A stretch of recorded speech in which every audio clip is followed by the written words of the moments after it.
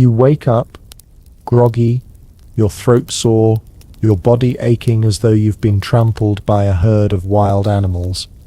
Something is definitely wrong. But what exactly? You haven't seen a doctor. There are no pills to pop, no diagnostic tests, and certainly no cozy bed with IV fluids keeping you hydrated. All you have is your wits, and perhaps a prayer to your chosen god. Welcome to the medieval era, where getting sick was not just a health crisis, it could be a death sentence. You drag yourself out of bed, praying that it's just a bad dream. But this sickness, it feels different. You probably won't survive this. In a world where the best doctors are often no better than barbers with leeches, the odds are stacked against you. So before you get comfortable, take a moment to like the video and subscribe, but only if you genuinely enjoy what I do here. I'd love to know where you're watching from tonight. Drop your location and local time in the comments below. Now dim the lights, maybe turn on a fan for that soft background hum, and let's ease into tonight's journey together. Imagine yourself in the 14th century. It's cold outside, the air sharp with winter, but you're still too hot, feverish. Your family is gathered around you, helpless. There's no fresh water on hand, and the food that once nourished you now feels like an enemy in your stomach. You've heard of sicknesses before, but this feels different. You feel dread creeping in, but not the usual kind. Back then, the idea of germs was utterly foreign. No one understood the microscopic invaders that could steal your health, your life, without ever being seen. Instead, the prevailing theory was that sickness came from an imbalance in the body's humors: blood, phlegm, yellow bile, and black bile. If one of these humors was out of whack, it meant you were ill. But diagnosing the right imbalance was no small task, and the cures, well, they weren't exactly modern medicine. Your family would have called for a local healer, someone who might have been trained in a variety of practices, from herbal remedies to charms and prayers. It wasn't just about physical healing. A good portion of your sickness was likely to be attributed to something spiritual. Perhaps you had offended God, or were cursed by someone's evil eye. But given the circumstances, you weren't likely to get much help in this medieval world, especially if it was something more than the flu. You stumble to the healer's home, a humble hut adorned with dried herbs hanging from the beams and strange vials of potions lined up on shelves. The healer is likely a middle-aged woman, possibly a widow, living on the edge of society. Women like her were crucial in providing care, even though their practices were often seen as suspicious or unclean by the church. "Ah, it seems you have a fever," she says, touching your forehead, her hands rough from years of work. "A simple cure, I think, but let's see." She mixes some herbs in a bowl, adding a touch of wine and honey, an attempt to relieve your symptoms. The smell is pungent, not comforting in the slightest. You swallow the concoction with a grimace, wondering if it'll work, or if it'll make you worse. Historians still argue whether the herbal remedies of the time were truly helpful, or if they simply acted as a placebo to soothe minds in desperate need of reassurance. Either way, you're about to embark on a series of treatments that seem more likely to confuse than cure. What's truly frightening is the lack of understanding about the diseases themselves. If your illness is particularly severe, it could very well be something as serious as the plague. However, since the cause is unknown, there is little that can be done to prevent or even treat it. Medieval people didn't know about bacteria or viruses. You might have a fever that could kill you, but your healer would just assume that it's an imbalance in your humors, or possibly bad air miasma, they called it. The idea that disease could spread through infected people or animals would have been unimaginable. It was no wonder that pandemics spread so rapidly. As the fever burns hotter, your mind begins to wander. What if this is it? What if you're not just sick, but doomed? And there's no doctor to reassure you, no family member who can tell you that things will be okay. All you have is the hope that somehow, some way you'll wake up better tomorrow. You wake up again drenched in sweat, your body still aching but your fever slightly less intense. The day hasn't turned for the better just yet, but you're still alive. but at what cost? Medieval life is a gamble, especially when it comes to sickness. What would you have done next if you were still under the grip of illness in the Middle Ages? Most likely you'd be living on borrowed time. Let's think back to the harsh reality of medieval healthcare. The first thing on the list, well, let's call it lucky guesswork. Medieval medicine was like a cruel game of chance, one where your life was the stake. There were no laboratories to test, no microscopes to investigate, and no medications like the ones we depend on today. Instead, illness was treated with the knowledge of humors, astrology, and a strange blend of both folk medicine and early attempts at scientific discovery. Your fever has broken for now, but you feel weak, really weak. No one has explained exactly what's going on in your body, and no one has the tools to check it out. This world of sickness is confusing, terrifying, and often unexplainable. You look around, and it's hard to ignore the somber looks of your family. They've seen you fight before, but this time, there's something different. The severity of your symptoms, coupled with the lack of answers, has left them fearful. What happens next? Would they just pray for you, hoping for divine intervention, or would they take action, hoping that anything could be done to help you?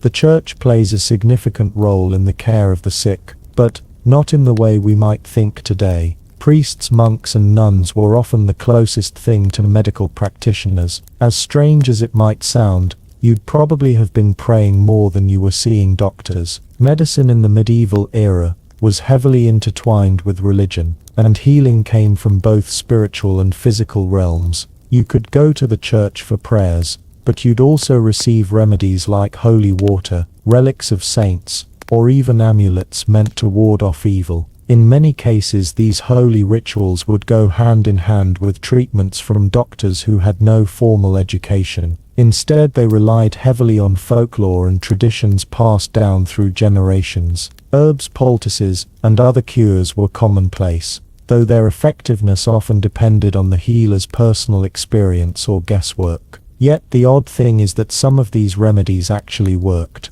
You may have been handed a mixture of sage and thyme, both of which contain mild antiseptic properties. There was also a remedy involving garlic that, while not a cure-all, had some medicinal value when it came to warding off infections. But who knew back then that these remedies could help? Even the best trained doctors weren't much better than the local witch or herbalist. Historians still argue whether medieval medicine's reliance on superstition and divine intervention hindered the effectiveness of treatments. On one hand, you can't deny that some herbal treatments had real value, but on the other hand, the constant mixing of folklore with so-called medical science often did more harm than good. As you sit there trying to make sense of it all, the truth hits you. Your survival is mostly out of your hands. Whether you recover or not depends on your body's ability to fight off whatever illness has taken hold. But if you're lucky, you might live long enough to witness the next phase of your sickness.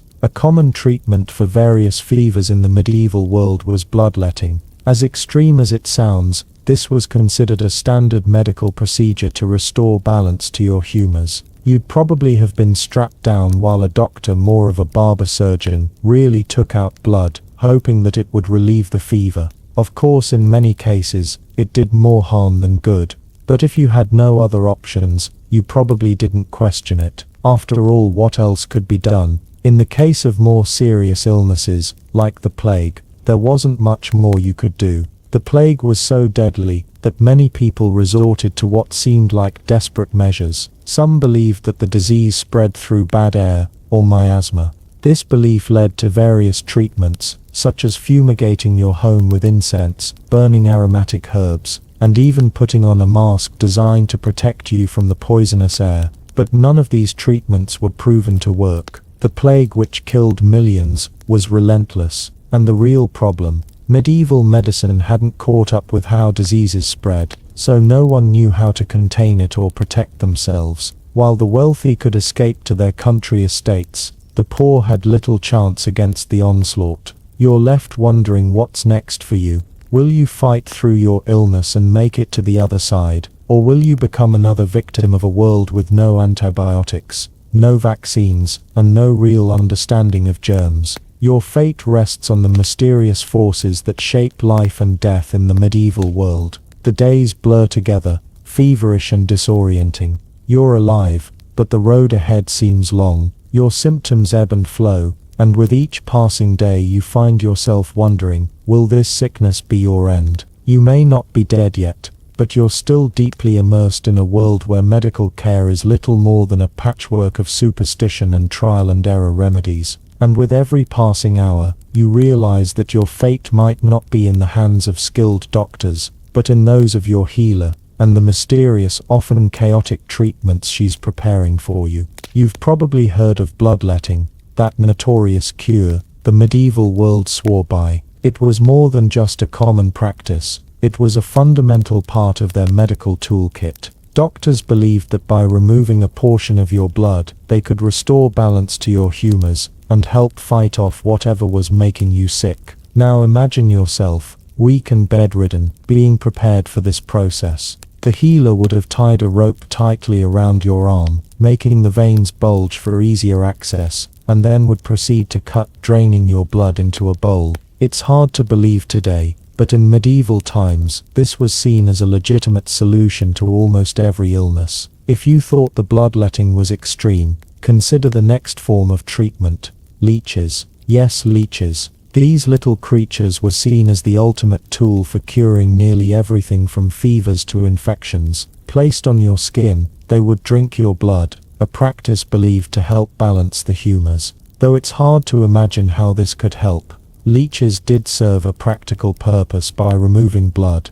they could alleviate the pressure caused by the excess humors. Still, the idea of laying there while these creatures fed on you sounds anything but healing. Yet despite the terrifying and sometimes bizarre treatments, medieval medicine wasn't completely without merit. The truth is, some treatments worked, at least to an extent. Take for example, the use of herbal remedies. Though often crude, many of the herbs used had medicinal properties. You might find yourself drinking a potion of willow bark for pain relief, or swallowing a tincture made from chamomile to ease your stomach. It was far from modern medicine, but these natural remedies, passed down through generations of herbalists, weren't entirely without their merit. In fact, willow bark was the precursor to what we now know as aspirin. Herbalism wasn't just relegated to the herbalists in small villages. Monasteries and abbeys also doubled as places of medical learning, where monks meticulously studied the properties of plants.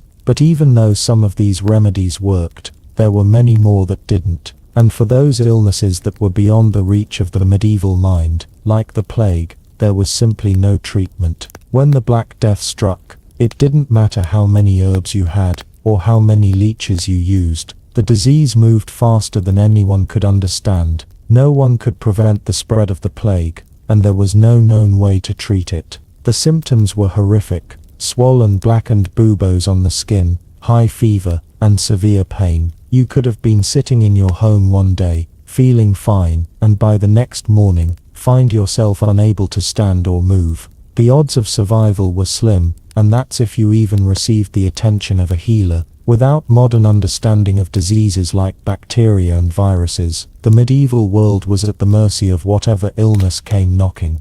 Historians still debate whether the medieval mindset, seeing disease as a punishment from God, had any impact on how people fought their illnesses. It's an unsettling thought, that you might have been treated not just for the physical ailments but for your sins, and with treatments like purging and fasting, which were intended to cleanse the body, you could easily worsen your condition instead of improving it. Meanwhile, for those who were lucky enough to survive the worst of their illnesses, there was no guarantee that the recovery process would be smooth. If you managed to get through the plague, or a particularly bad fever, you could still face lingering effects. Post-illness, many people were left weak, malnourished, and vulnerable to other infections. Your body, depleted by sickness, would take its time rebuilding. As you recover, slowly the world around you continues on its chaotic path. Medicine hasn't improved, and there's little reason to believe that anything will change in the immediate future. The disease may have passed,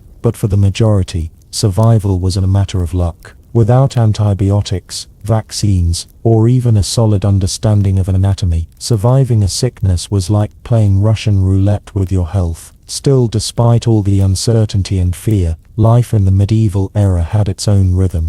People moved forward, with no choice but to continue on, using whatever remedies they could find, holding on to whatever hope they had left. Life was fragile, yet it continued, day by day. So, what happens next? What happens if you survive the medieval sickness, but your body has been weakened, your mind stretched thin? What comes after the fever breaks, and the treatment has ended? Well, that's a new chapter in itself, but one thing is certain, surviving wasn't just about living through the illness, it was about finding a way to keep going, to keep hoping, even in the face of uncertain futures. Time moves strangely when you're sick in the medieval era.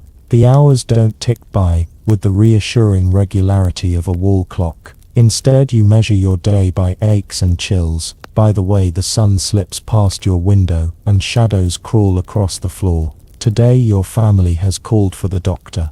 That word alone is a bit misleading. He's less a trusted medical professional and more a mysterious figure, someone who drifts between villages, known for his bag of odd tools and a reputation built as much on gossip as skill. You hear his arrival before you see him. The clatter of hooves in the street, the low murmur of your neighbors craning their necks for a peek. The doctor steps into your home, his cloak trailing on the rush-strewn floor, a heavy satchel at his side. He doesn't greet you with a warm bedside manner, but instead gets straight to business, checking your pulse, peering into your eyes, sniffing at your breath, with practiced skepticism. In this world, diagnosis is as much art as science. No stethoscope, no thermometer. He asks what you've eaten, whether you've angered anyone, how much bile you've vomited in the last day. These are not the questions you expect, but in medieval medicine, everything is up for debate. Diagnosis could turn on anything,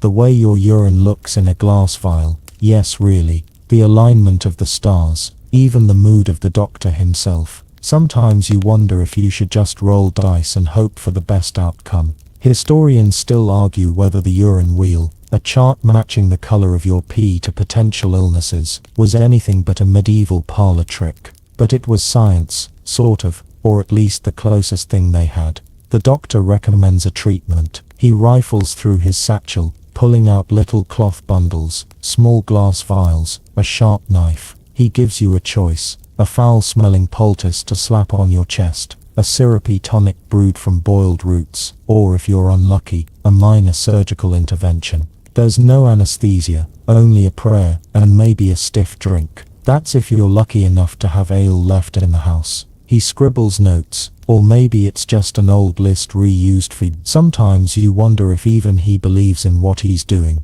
Medieval doctors are part scientist, part magician, and a good portion showman. After all, his reputation in the village depends on a bit of spectacle and mystique. You're not the only patient today. As the doctor packs up to visit your neighbor, you hear the stories begin to circulate. Who got better? Who got worse? Whose time may be up? In a world with so few real medical answers, reputation and word of mouth are currency. He cured old Marta's cough last winter, someone says. But didn't he make John's rash worse? Counters another. You get the sense that medicine is a popularity contest as much as anything else. One quirky tidbit: doctors sometimes diagnosed patients using astrology. That's right, your recovery could hinge on the phase of the moon or the position of Mars. Imagine trying to explain to your modern doctor that your cold has worsened because Mercury is in retrograde. Yet, this wasn't just nonsense. It was how many medieval practitioners justified their treatments. If you fell ill during an unlucky alignment, well, maybe you were simply destined for trouble.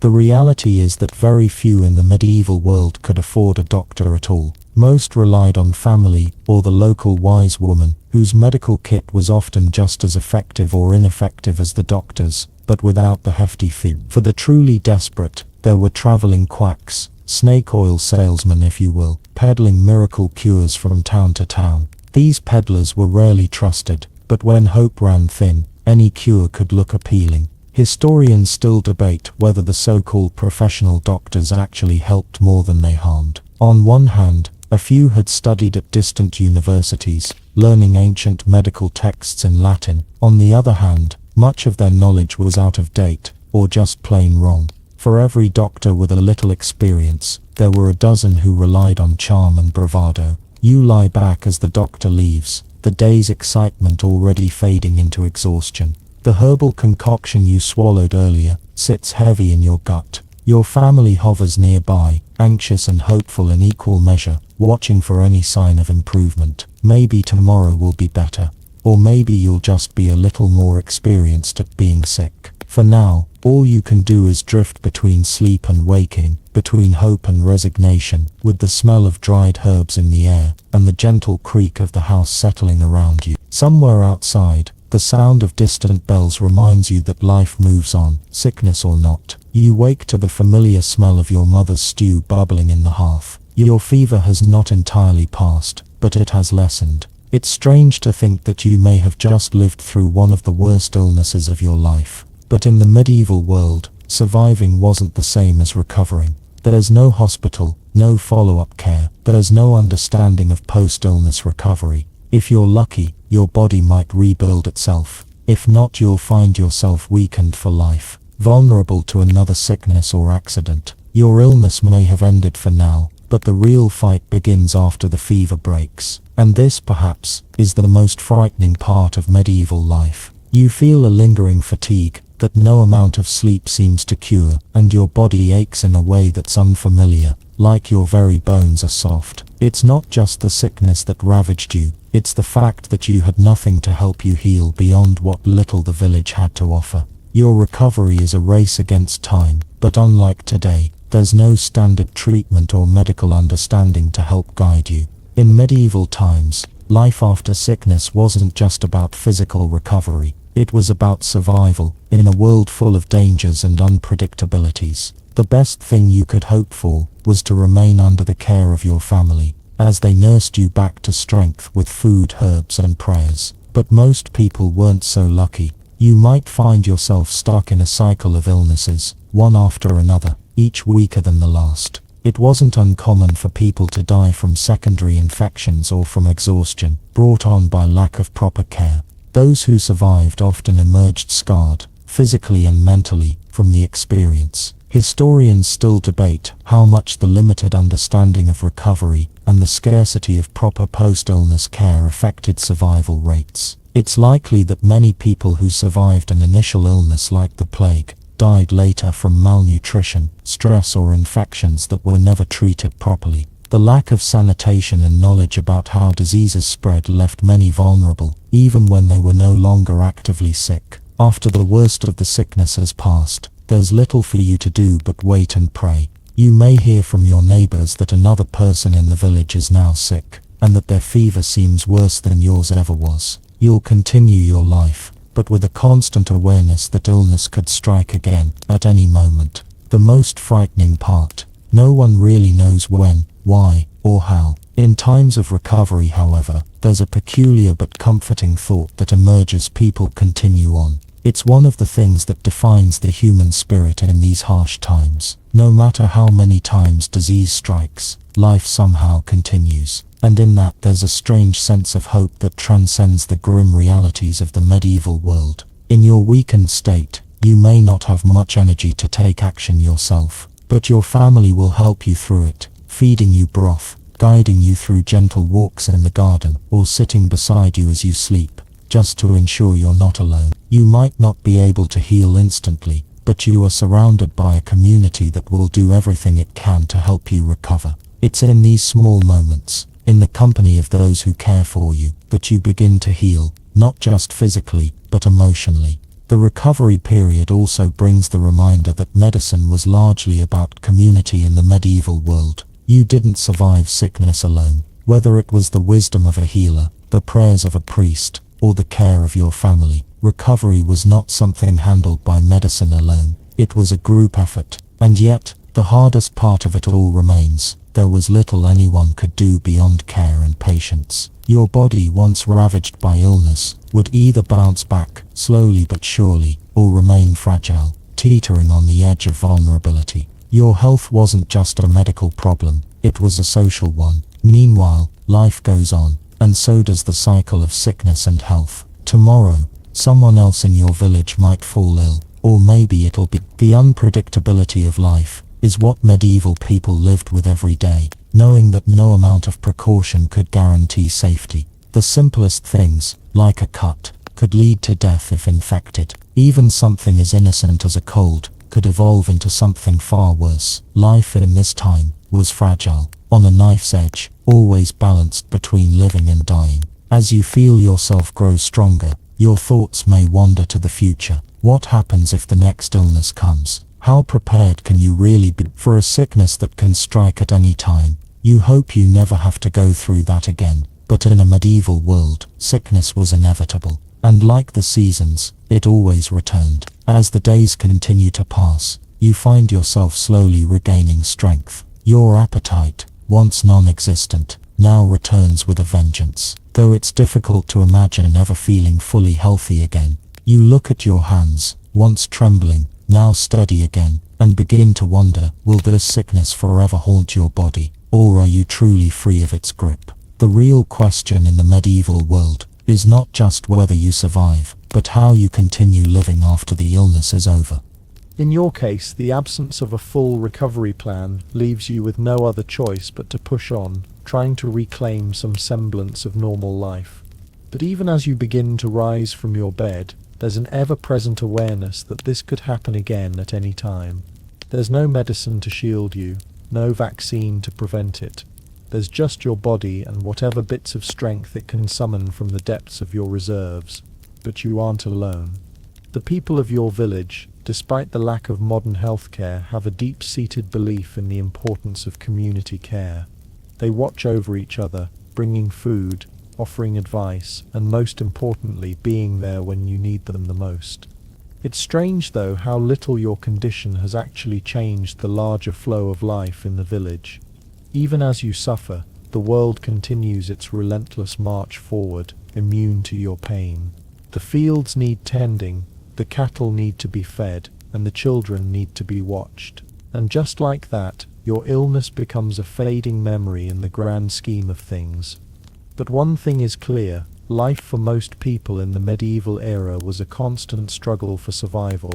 While you were focused on your illness, the world outside was filled with its own dangers, famine, war, and the ever-present threat of another plague. Sickness wasn't the only battle, it was merely one in a long series of struggles. In fact, surviving a simple illness was often seen as a personal victory. But the harsh truth of medieval life is that the victory didn't always last. If you survived one illness, there was always another lurking around the corner, ready to strike when you least expected it. And it wasn't just about physical health. If you were fortunate enough to survive your illness, you could end up facing another kind of burden, the mental and emotional toll of having lived through something so terrifying. You could suffer from anxiety, depression, or even post-traumatic stress, though such concepts weren't known back then. People in the medieval world didn't understand how deeply sickness could scar the mind. There was no mental health recovery, no therapy or counselors. You simply had to deal with the mental scars on your own. That said, many people turned to their faith for comfort. Prayer, reflection, and seeking solace in the church were common ways to cope with the trauma of surviving illness. But not everyone found peace in religion. Some turned inward, struggling with feelings of guilt, fear, or anger. There was little guidance for this, and those who didn't have the support of a family or community could easily find themselves lost. And yet, there were those who thrived despite it all. Maybe you were one of them. The strong, resilient ones, the people who seemed to have weathered every storm and illness with a stoic grace. They became the pillars of their communities, the ones who lived through the worst only to emerge as leaders and protectors. In a world where survival often felt like the only goal, these individuals were the ones who persevered, not just for their own sake but for the good of others. Some might even say that surviving sickness in the medieval era was a kind of test of character, a mark of strength, not just physically, but spiritually and emotionally. After all, Those who survived illness faced a different challenge, continuing to live in a world where the next disease could always be just around the corner. Those who emerged from this period of sickness could become the most resilient, the most capable of facing the hardships that would come. There were no guarantees. Whether you recovered or not, the medieval world was unforgiving. Surviving an illness could easily turn into a slow, drawn-out recovery, or it could simply be the end of the road. No amount of prayers, potions, or even divine intervention could change that. You were always at the mercy of the next illness, and there was nothing you could do to stop it. In a time without vaccines, antibiotics, or modern medical knowledge, the best you could do was hope for the best and rely on the few treatments available to you. Historians still argue whether life in medieval times was truly more dangerous or whether people simply had a different understanding of risk and death. While it's true that modern medicine has saved millions, the people of the Middle Ages lived in a world where illness was constant and unavoidable. Yet somehow they managed to carry on, perhaps with a bit more faith, a bit more resilience, and a lot less certainty than we can imagine. And with that you move forward. The memory of your sickness, while still vivid, begins to fade. The world continues, and so must you. The weeks have passed, and while your body is slowly beginning to regain its strength, something lingers, a quiet dread in the back of your mind. You can't help but feel a constant awareness of how fragile life really is. The medieval world has a way of reminding you that sickness is never far away. Even when you recover from one ailment, there's always something else waiting in the wings to strike. In these times, sickness is a part of the fabric of daily life. Whether it's a common cold, a more serious fever, or the ever-present fear of a plague, disease is always looming. For the medieval population, it's almost as if sickness is a part of the cycle of life. It's not a matter of if, but when you'll fall ill again. And yet, life continues, because it has to. The community needs you. The fields must be harvested. The animals need to be tended to. Despite your lingering sickness, there's no time for self-pity. The medieval world waits for no one. Your body may be recovering, but your spirit is another matter entirely. No one back then truly understood the toll that surviving an illness could take on the mind. Sure, people were tough. They had to be, but the trauma of sickness, whether it's the physical pain or the fear of death, could leave lasting scars. For many, it wasn't just the illness itself that left them shaken, but the uncertainty that it brought.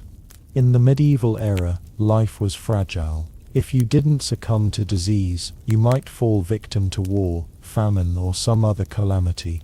Historians still debate how much medieval people understood the connection between body and mind.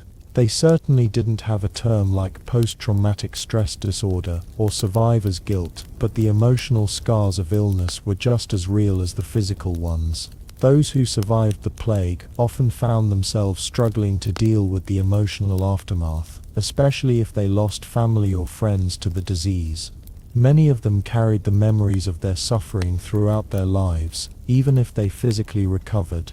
As you continue to get better, you start to notice something. Your perception of the world has changed. The medieval world, full of superstition, disease, and death, is both a place of fear and of survival. For some, it's a harsh, unforgiving reality. But for others, it's a world of resilience, a place where survival is seen as a testament to human will. You are in many ways a living example of that willpower. In some ways, surviving sickness in medieval times is like winning a battle. But the question is, what happens after the battle? How do you move forward, knowing that another illness, another wave of disease, could come at any moment? And how do you cope with the emotional weight of what you've been through? For some, the answer was simple. They would turn to their faith, seeking solace in the church or in prayer. The church was often the cornerstone of medieval life, and many people found strength in their faith, relying on prayers for healing and protection. There was a deep belief that God had a hand in every aspect of life, including sickness and health. If you survived, it was seen as a sign of divine favor. If you didn't, well, perhaps it was simply God's will. But faith wasn't the only solace people found. Some found comfort in the healing arts, in the hands of herbalists or midwives, who offered remedies passed down through generations. These healers often had little formal training, but were trusted because they knew the land, the plants and the ways of life that worked best in the harsh medieval environment. They were a source of comfort, knowledge and hope for many who had nowhere else to turn. Still, for some, recovery from illness meant coming face to face with something deeper, the realization that life would never be the same again. People who survived the worst of medieval illnesses often became more cautious, more wary of their surroundings. They understood that sickness could strike at any moment, without warning. The medieval world was full of uncertainty, and every illness was a reminder that life could be snatched away without notice. You continue to live your life, day by day, trying to rebuild what was lost. But in a world where death is never far behind, you can't help but carry a part of that fear with you. In a way, surviving a medieval illness is not just about the body, it's about the mind, the soul, and how you come to terms with your place in a world that can be cruel, unpredictable, and unforgiving. For now though, you are alive. You've survived. And in the harsh medieval world, that is something worth celebrating. But the shadow of illness is never far behind. It lingers like a cloud, always present, always waiting. And you never truly know when it will strike again. The days continue to drag on, and you're left with a strange kind of uncertainty. Your body has healed in some ways, but it feels like it's never quite the same. You walk a little slower, your muscles a little weaker, and every little ache sends you back to that dark place where illness took hold of you. Your days are now punctuated by moments of doubt, wondering whether this is simply the calm before the storm. In the medieval era, you wouldn't have had the luxury of knowing that you could bounce back from an illness with rest, time and medicine. You wouldn't have had the comfort of modern treatments, or even a full understanding of how your body functions. Instead, you would have relied on something far simpler, the hope that the body, with the right care, might heal itself. For some, this was a reasonable expectation. For others, however, it was a cruel reminder that survival didn't always equal recovery. Sickness was something you never fully got over. This lingering fear of relapse wasn't just a personal experience, it was a collective one. In the medieval world, illnesses could spread quickly, and with the lack of modern knowledge about sanitation and disease transmission, it was often just a matter of time before someone in the village would fall ill again. The fear of another outbreak, another wave of sickness, was always there, waiting like a shadow. What made this even more frightening was the belief in miasma, the idea that bad air, often carried by unsanitary conditions, could cause disease. This belief shaped medieval life in profound ways. People would burn incense or herbs, thinking it would purify the air, but often they were simply breathing in more smoke, which did little to protect them from invisible microscopic threats. They had no way of knowing that diseases like the plague were spread by fleas carried by rats, not by foul air. But in the absence of such knowledge, superstition filled the gap, and people lived their lives accordingly. In the face of such uncertainty, many medieval people turned to religion. The church offered comfort and a sense of control in a world that seemed uncontrollable. If you were sick, you could pray for healing, attend mass, or seek out a relic, a piece of a saint's bone, or a vial of holy water, hoping it would grant you divine protection. Even if you didn't believe, the idea of being protected by a higher power was a small comfort in the face of an illness that had no cure. But for others, faith was not enough. Medicine in the medieval world was primitive, often misguided, and frequently useless. Yet, there was something else that kept people going, the power of community. Villages were small, tight-knit places where everyone knew each other's name, and no one could afford to ignore the suffering of others. If you were sick, your family and neighbors would rally around you, doing what they could to help. You'd receive food, prayers and care, even if it didn't make much of a difference in the grand scheme of things. People worked together, lived together, and died together. Sickness was a shared experience, and survival, if you managed it, was a triumph of collective effort. But as your body heals, you also begin to realize that sickness isn't just physical. The mental toll of surviving an illness is just as profound. You're haunted by the memory of the fever, the chills, and the constant fear of dying.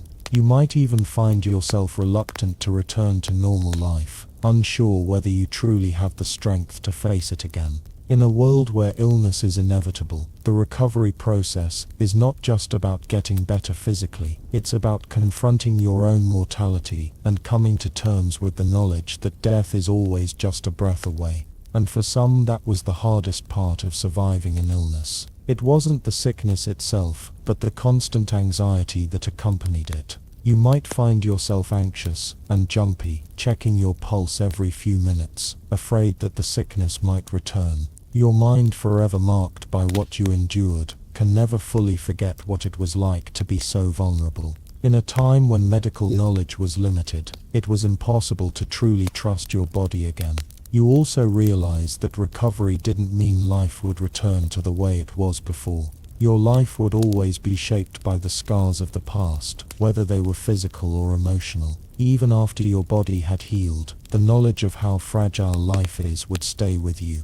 There was no going back. You weren't just a survivor of illness, you were a changed person, shaped by the experience in ways you might not yet fully understand. Historians still debate the psychological effects of medieval illness on the population. Some suggest that the constant threat of disease, along with the trauma of losing so many friends and family members, may have contributed to the development of more resilient stoic attitudes among medieval people. Others argue that it led to an even deeper sense of fear, a constant anxiety that gripped the population.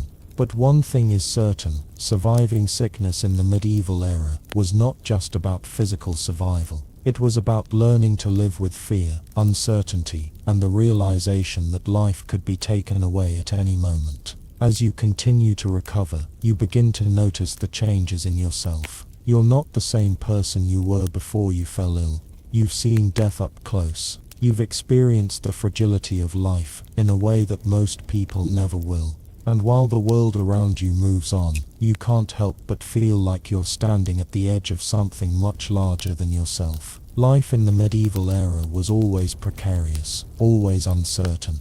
But for those who survived, there was one thing that remained constant: the struggle to keep going, no matter what. The days go by, and you've come to terms with the fact that your illness is no longer in control of your life. Or is it? It's strange. Your body has healed to some degree, but the faint memory of sickness still lingers, like a shadow that never fully fades. You feel slightly weaker than before, more susceptible, as though the smallest gust of wind could send you spiraling back into sickness. It's not a matter of your body being fully healed, it's the sense that you can never truly trust it again.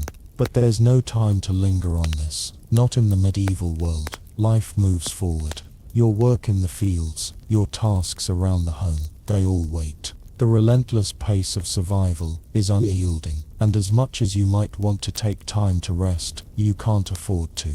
The crops need to be harvested, the animals need to be fed, and perhaps most importantly, the community.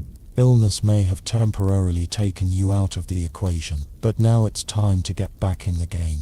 What's so striking about medieval life is that illness is an ever-present threat, but so is the drive to continue. When people got sick, they were often left to their own devices, relying on the resources at hand, family, neighbors, and a deep unspoken belief that life had to continue regardless of how fragile it was. The concept of self-care wasn't really part of the medieval mindset. There was no such thing as taking it easy after recovering from a sickness. Instead, you got back to work. Life was too short to pause for long. You might even wonder if this constant movement, this focus on survival, was the reason why medieval people were able to persevere despite the horrific challenges they faced. For most, survival was less about thriving and more about simply enduring.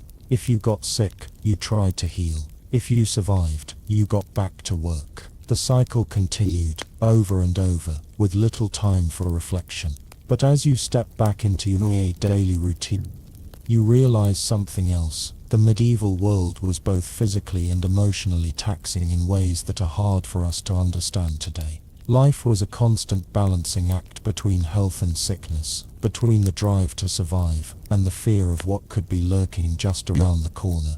The emotional toll of illness was something many didn't talk about. The fear that one's life could be snuffed out at any moment left many medieval people with a sense of existential dread. In fact, surviving an illness was as much about psychological endurance as it was about physical survival. Without the modern understanding of germs and hygiene, most people lived with the constant awareness that sickness could strike again, especially after surviving something like the plague. It wasn't just the sickness you had to fear, it was the possibility of losing everything you loved in the process. Historians often discuss how people in the medieval world coped with the mental burden of life. There's evidence to suggest that the constant threat of illness and death led to a heightened sense of spirituality, with many people turning to prayer or ritualistic practices to help them cope. But for others, the reality of living with the constant threat of sickness led to fear, paranoia, and a general sense of helplessness. How do you live in a world where survival is never guaranteed? You look around your village, at the faces of those who didn't get sick, and you wonder what their lives are like. Are they still carefree? Or do they harbor the same fear you do? The same sense that illness could strike at any moment. The only real certainty in the medieval world was uncertainty. And so, despite surviving your illness, you're left to navigate this murky world where death and disease are always looming, and where survival is never a guarantee. In many ways, surviving an illness in medieval times was like living with one foot in the grave. You were always aware that another sickness could come, that another death could strike, and there was nothing you could do to prepare for it. No amount of prayer, no amount of superstition could save you from the unseen threats that waited in the shadows. As you begin to heal, you start to notice that the world around you is more fragile than it once seemed. Everything is so much more unpredictable. Your illness may have passed, but you now understand that life is a constant struggle to stay healthy, to survive, to keep going. There is no rest from this reality. And in that realization, you understand something fundamental about the human condition in the medieval era. Life is survival, and survival is uncertain. And yet, there is something oddly beautiful in that fragility. There's a quiet bravery in continuing to live, to keep going, even when you know the odds are stacked against you. The medieval world may have been harsh, unpredictable, and filled with suffering, but it was also a world of resilience. People kept going, no matter what, because survival was a victory in itself. Time continues to pass, and the weight of surviving is still with you, like a second skin. It's as though the world you once knew has shifted slightly, and you're living in a version of reality where everything feels a bit more fragile. The quiet hum of life around you has become a reminder of your own mortality. You watch as the seasons change. The leaves turn from green to gold, and the harvest continues. But in your heart, you can't shake the feeling that nothing is permanent, not even your health. This lingering sense of uncertainty isn't just your personal experience. It's part of the human condition, and medieval life was a series of narrow escapes, and survival was always at the mercy of fate. Medieval people lived in constant fear of what might come next, whether it was another round of sickness, a terrible famine, or a raid from a neighboring village. There was no room for complacency, no guarantee that things would get better. It was, as they say, one day at a time. For those who survived an illness, the fear of relapse was a constant companion. The healing process was slow, and recovery was never certain. There were no clear medical treatments to reassure you. No professional doctors who could tell you exactly how to take care of yourself. Instead, people were left to navigate their own healing journeys with whatever knowledge they had on hand. If you were lucky, your family or the local healer would help guide you, providing herbal remedies, restorative broths, and comforting prayers. But none of this could offer you the security that modern medicine provides today. Despite the best efforts of healers, recovery wasn't just about physical health. It was about regaining the strength to return to your life. And often, this wasn't an easy process. Your body might feel weak for weeks or even months after a serious illness. Your appetite might still be poor, your energy low, and your mind too could struggle to adjust to life after sickness. The trauma of surviving an illness wasn't always visible on the surface, but it was deeply ingrained in your psyche. You might have nightmares, reliving the worst moments of your fear, or feeling the helplessness of not knowing if you would wake up the next morning.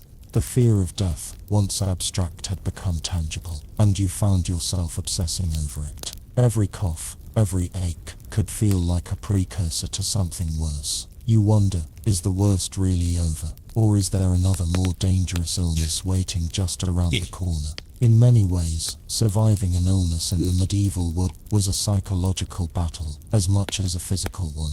The lack of answers about disease, the constant threat of the unknown, and the helplessness of being sick in a world with so few medical solutions, created an environment where stress and anxiety were common. There was no safe space, no healthcare system to rely on.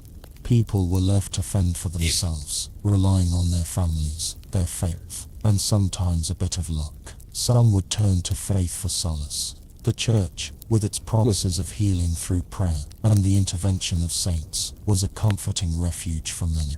It wasn't just a place for spiritual growth, it was a place of healing for the body as well. Relics, holy water, and prayers for protection were common practices during illness. But even these offerings didn't always. Faith could offer comfort, but it could not guarantee recovery. While the church provided a sense of spiritual security, there were also those who turned to folk remedies, passed down through generations. Herbalists, midwives, and other non-official medical practitioners were often seen as the primary sources of healing in rural areas. But the real question was, did these remedies work?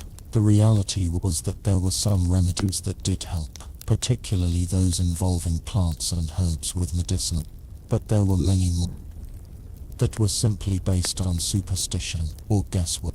Historians still debate whether the reliance on religious and folk remedies slowed down medical progress in the medieval. On one hand, these practices were sometimes effective and helped to alleviate symptoms. On the other hand, they often prevented people from seeking out more effective treatments, particularly in times of plague. The reliance on superstition, prayers and unproven cures may have contributed to the devastating loss of life during pandemic, where there was no real understanding of how diseases spread or how they could be prevented. And yet, despite the constant uncertainty and fear, life continued. You wake up each day, step outside, and face the world that never stops turning. Your village continues to thrive, and the people around you go about their work with the same resilience that they always have, despite the sickness, despite the plague, despite the never-ending cycle of illness and death. The human spirit endures. In the medieval era, surviving an illness didn't just mean getting better physically. It meant learning how to keep going in a world where death was always knocking at the door. It was a world full of uncertainty, but it was also a world full of incredible resilience, where the will to live and the need to survive pushed people forward, even when they had no real answers for what was ahead. You may never fully recover from the experience of being sick in the medieval world, but you are alive, and that is something worth celebrating. The memory of your sickness will fade, but the lessons it taught you will linger. Life in the medieval world was harsh, but it was also rich with stories of survival and strength. And in that there was a quiet, enduring beauty. As time drifts by, you start to notice the changes within yourself that illness has brought, not just in your body, but in the way you view the world. The medieval world, for all its harshness, also had a strange way of drawing people together. Illness, like death, was a shared experience. Whether you were bedridden or caring for a sick loved one, the sense of communal life had a profound effect on how people coped with their fragility. In your case, the aftermath of your sickness reveals a truth about medieval life that you hadn't fully realized before. Survival didn't just rely on medicine or faith. It relied on the people around you, the relationships you built, and the shared experience of enduring hardship together. In your recovery, you've leaned heavily on the care of others, Your family, the neighbors, even the local healer, each person contributed in their own way to your survival. This communal effort is what got you through. The medieval world might have lacked modern healthcare, but it wasn't devoid of compassion. It wasn't just about enduring sickness, it was about showing up for one another in times of need. People didn't just survive because of their own strength, they survived because of the strength of their community. What's more remarkable, however, is the resilience that the medieval people had in the face of illness. In today's world, a simple illness can send us into a panic, but for those living in medieval times, illness was simply part of life. It wasn't just the common cold that could end your life, it was the very real possibility that you could be struck down by a plague, an infection, or even something as simple as a fever that went untreated. And yet they kept going. People got sick, they recovered, or they didn't. But either way, life had to move forward. It's strange to think that the very things we now take for granted, basic hygiene, access to medical care, and a knowledge of disease prevention, were luxuries that simply didn't exist back then. You would have lived in constant fear of being the next victim of whatever illness came next. The uncertainty of survival, the knowledge that sickness could strike without warning, would have been a defining feature of your life. But even with that fear, there was something else at play, an unspoken will to carry on. You would have found ways to keep going, even after your recovery. The village life would have moved forward, with or without you, but the connections you've built with your family and your community would be the things that mattered most. The people who tended to you, the ones who kept watch during your fevered days, they would remain by your side, just as you would remain by theirs. There were no formal support groups, no therapists, no recovery plans. But the very act of surviving in such a volatile, unpredictable world bound people together. You didn't need a cure-all, you needed the strength of others. But even with all the support around you, there's always the question, what if the next illness hits even harder? What if the plague comes again, or something worse? There's always that nagging fear that another sickness could be just around the corner, waiting for its turn, and yet despite this, you go on with your life. Perhaps it's that shared experience of survival, the knowledge that everyone in your village is facing the same risks, the same uncertainties, that allows you to keep going. You don't have all the answers, but you have each other.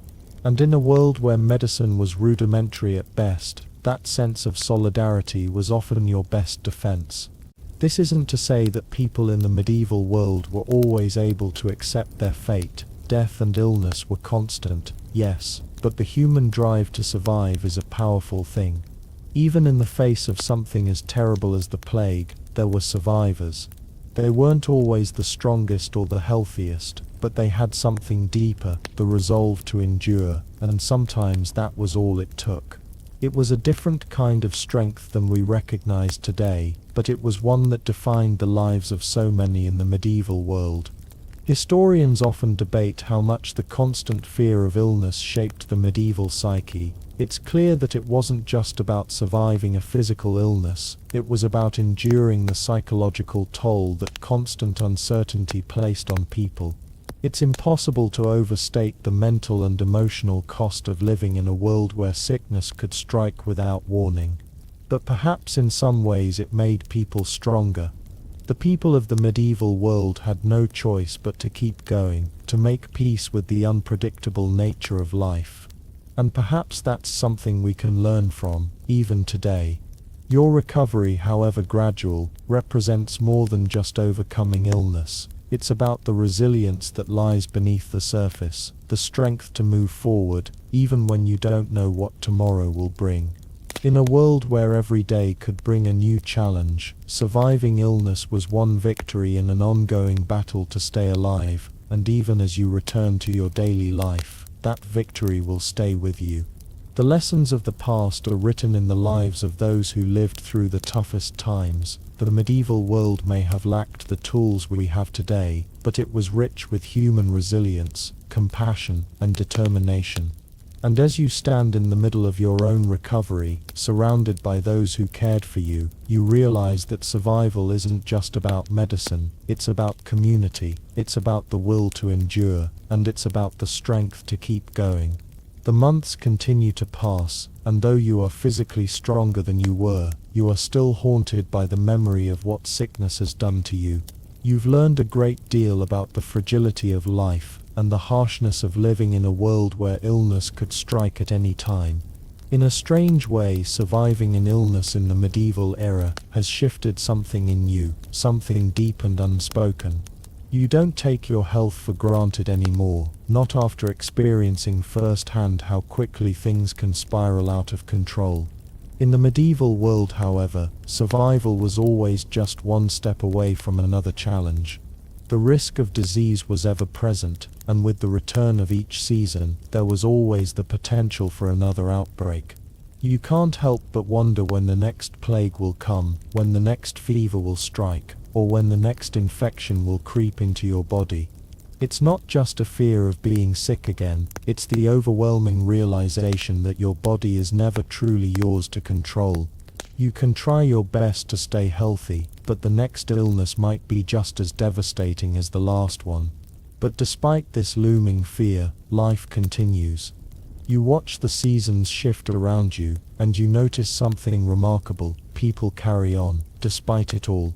You begin to see that survival in the medieval world isn't just about enduring sickness, it's about the drive to live, to keep going no matter the obstacles in your path.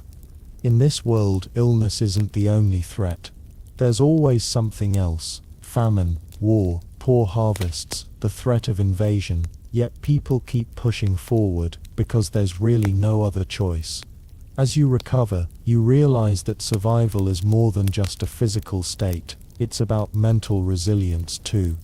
There's a psychological toll that illness takes, one that doesn't simply fade away when the fever breaks.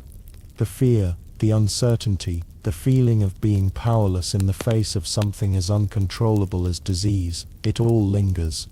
Your recovery isn't just about healing your body, it's about rebuilding your sense of security in a world where nothing is certain.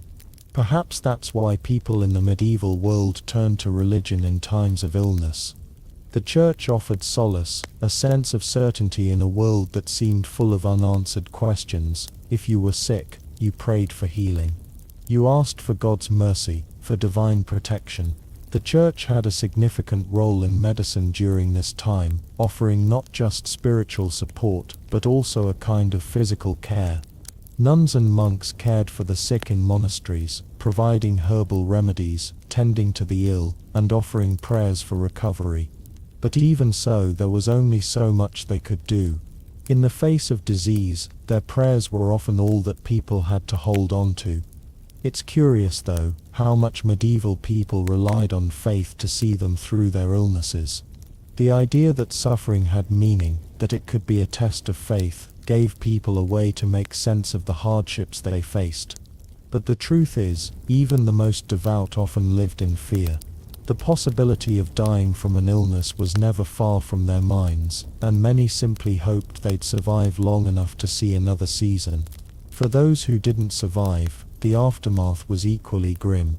There were no proper funerals in many cases, just a hurried burial, often in a mass grave, and no guarantees that the body would be handled with respect. The medieval world had a dark and pragmatic way of dealing with death: bury the body, say a prayer, and move on. People were accustomed to loss, whether it was the loss of family members, friends, or neighbors, but it was also part of the harsh reality of life in medieval times. Death was always present, but it was not to be feared, it was just another part of the cycle. As you walk through your village, you notice how resilient the community is. Despite all the hardships, people keep coming together. They work, they eat, they pray, they help each other. And in a strange way, it's the very fragility of life that makes this community so strong. They know that death can strike at any moment, so they make the most of their time together, holding on to each other for support. The bonds formed in the face of illness are some of the strongest, people become connected not just by the work they do, but by the shared experience of survival. The reality of living in the medieval world is that illness was always lurking, always a threat. Yet despite that, life continued. People endured because they had no choice. They worked, they lived, they loved, and they fought through sickness and death, knowing that there would always be another challenge waiting for them.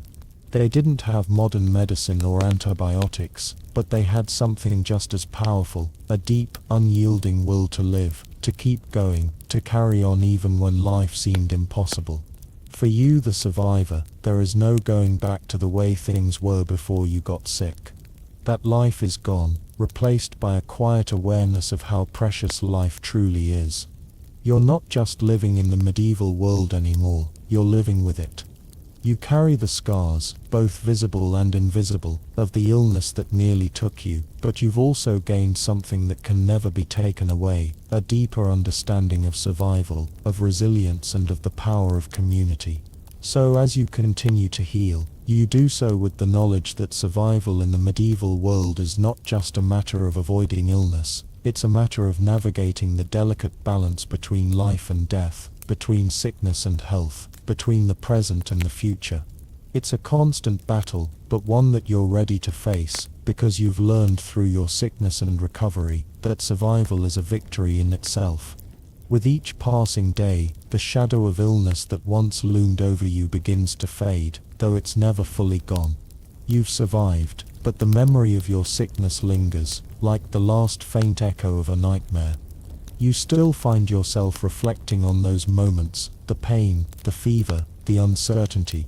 But now, as the world continues around you, you begin to see something unexpected. The medieval world has a way of moving forward, even in the face of death.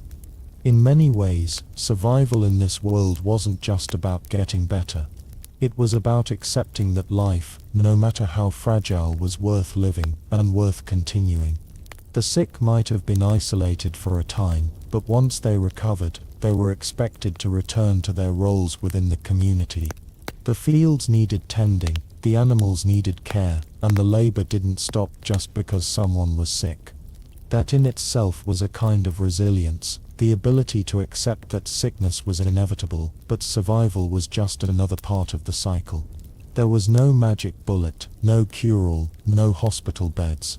There was only the community and the quiet determination to keep going. And that's exactly what you did. Even after your illness, you got back to work, because there was no time to waste. The rhythm of life continued, with or without you. The harvest needed to be gathered, the fires stoked, the homes cleaned. Your village had its own way of doing things, a way of surviving that didn't depend on medicine or science as we know it today, but on something more primal, the will to endure. Yet even as you go back to your life, you can't help but feel changed. Something in you has shifted. It's not just the physical toll of being ill, but the emotional weight of knowing how quickly life can slip away. You have seen firsthand how disease can wipe out entire families, entire communities, and even entire towns. The plagues that spread across the medieval world were a constant reminder of how fragile life really is, and in a way, that's what made survival so precious. You were alive, and that was enough to be thankful for. The fear of disease, however, remains in the air, like a subtle hum. Even as the years go by, the scars of your illness remain, and you wonder how long it will be before another sickness strikes. In a world with no vaccines, no antibiotics, no understanding of germs, the next illness was always just a matter of time.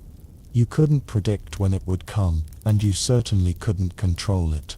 The best you could do was continue living, continue fighting, and hope for the best. And this constant fear of disease was not just personal, it was universal. Every man, woman, and child in the medieval world had to live with this same uncertainty, with the same ever-present knowledge that their next illness could be the one that would take them down. But despite the ever-present threat of sickness, there was something else that kept people going, the belief in the power of faith. In a world where sickness could strike without warning, and where recovery was uncertain, religion offered a kind of hope.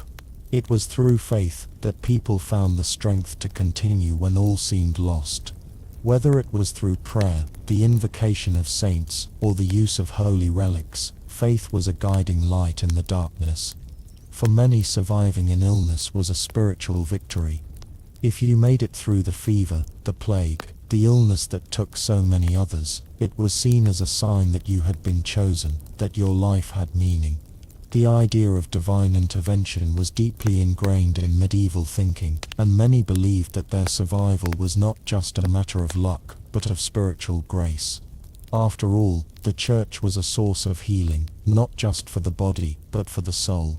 Yet even with the church's comfort, there were still those who struggled to cope with the trauma of surviving an illness.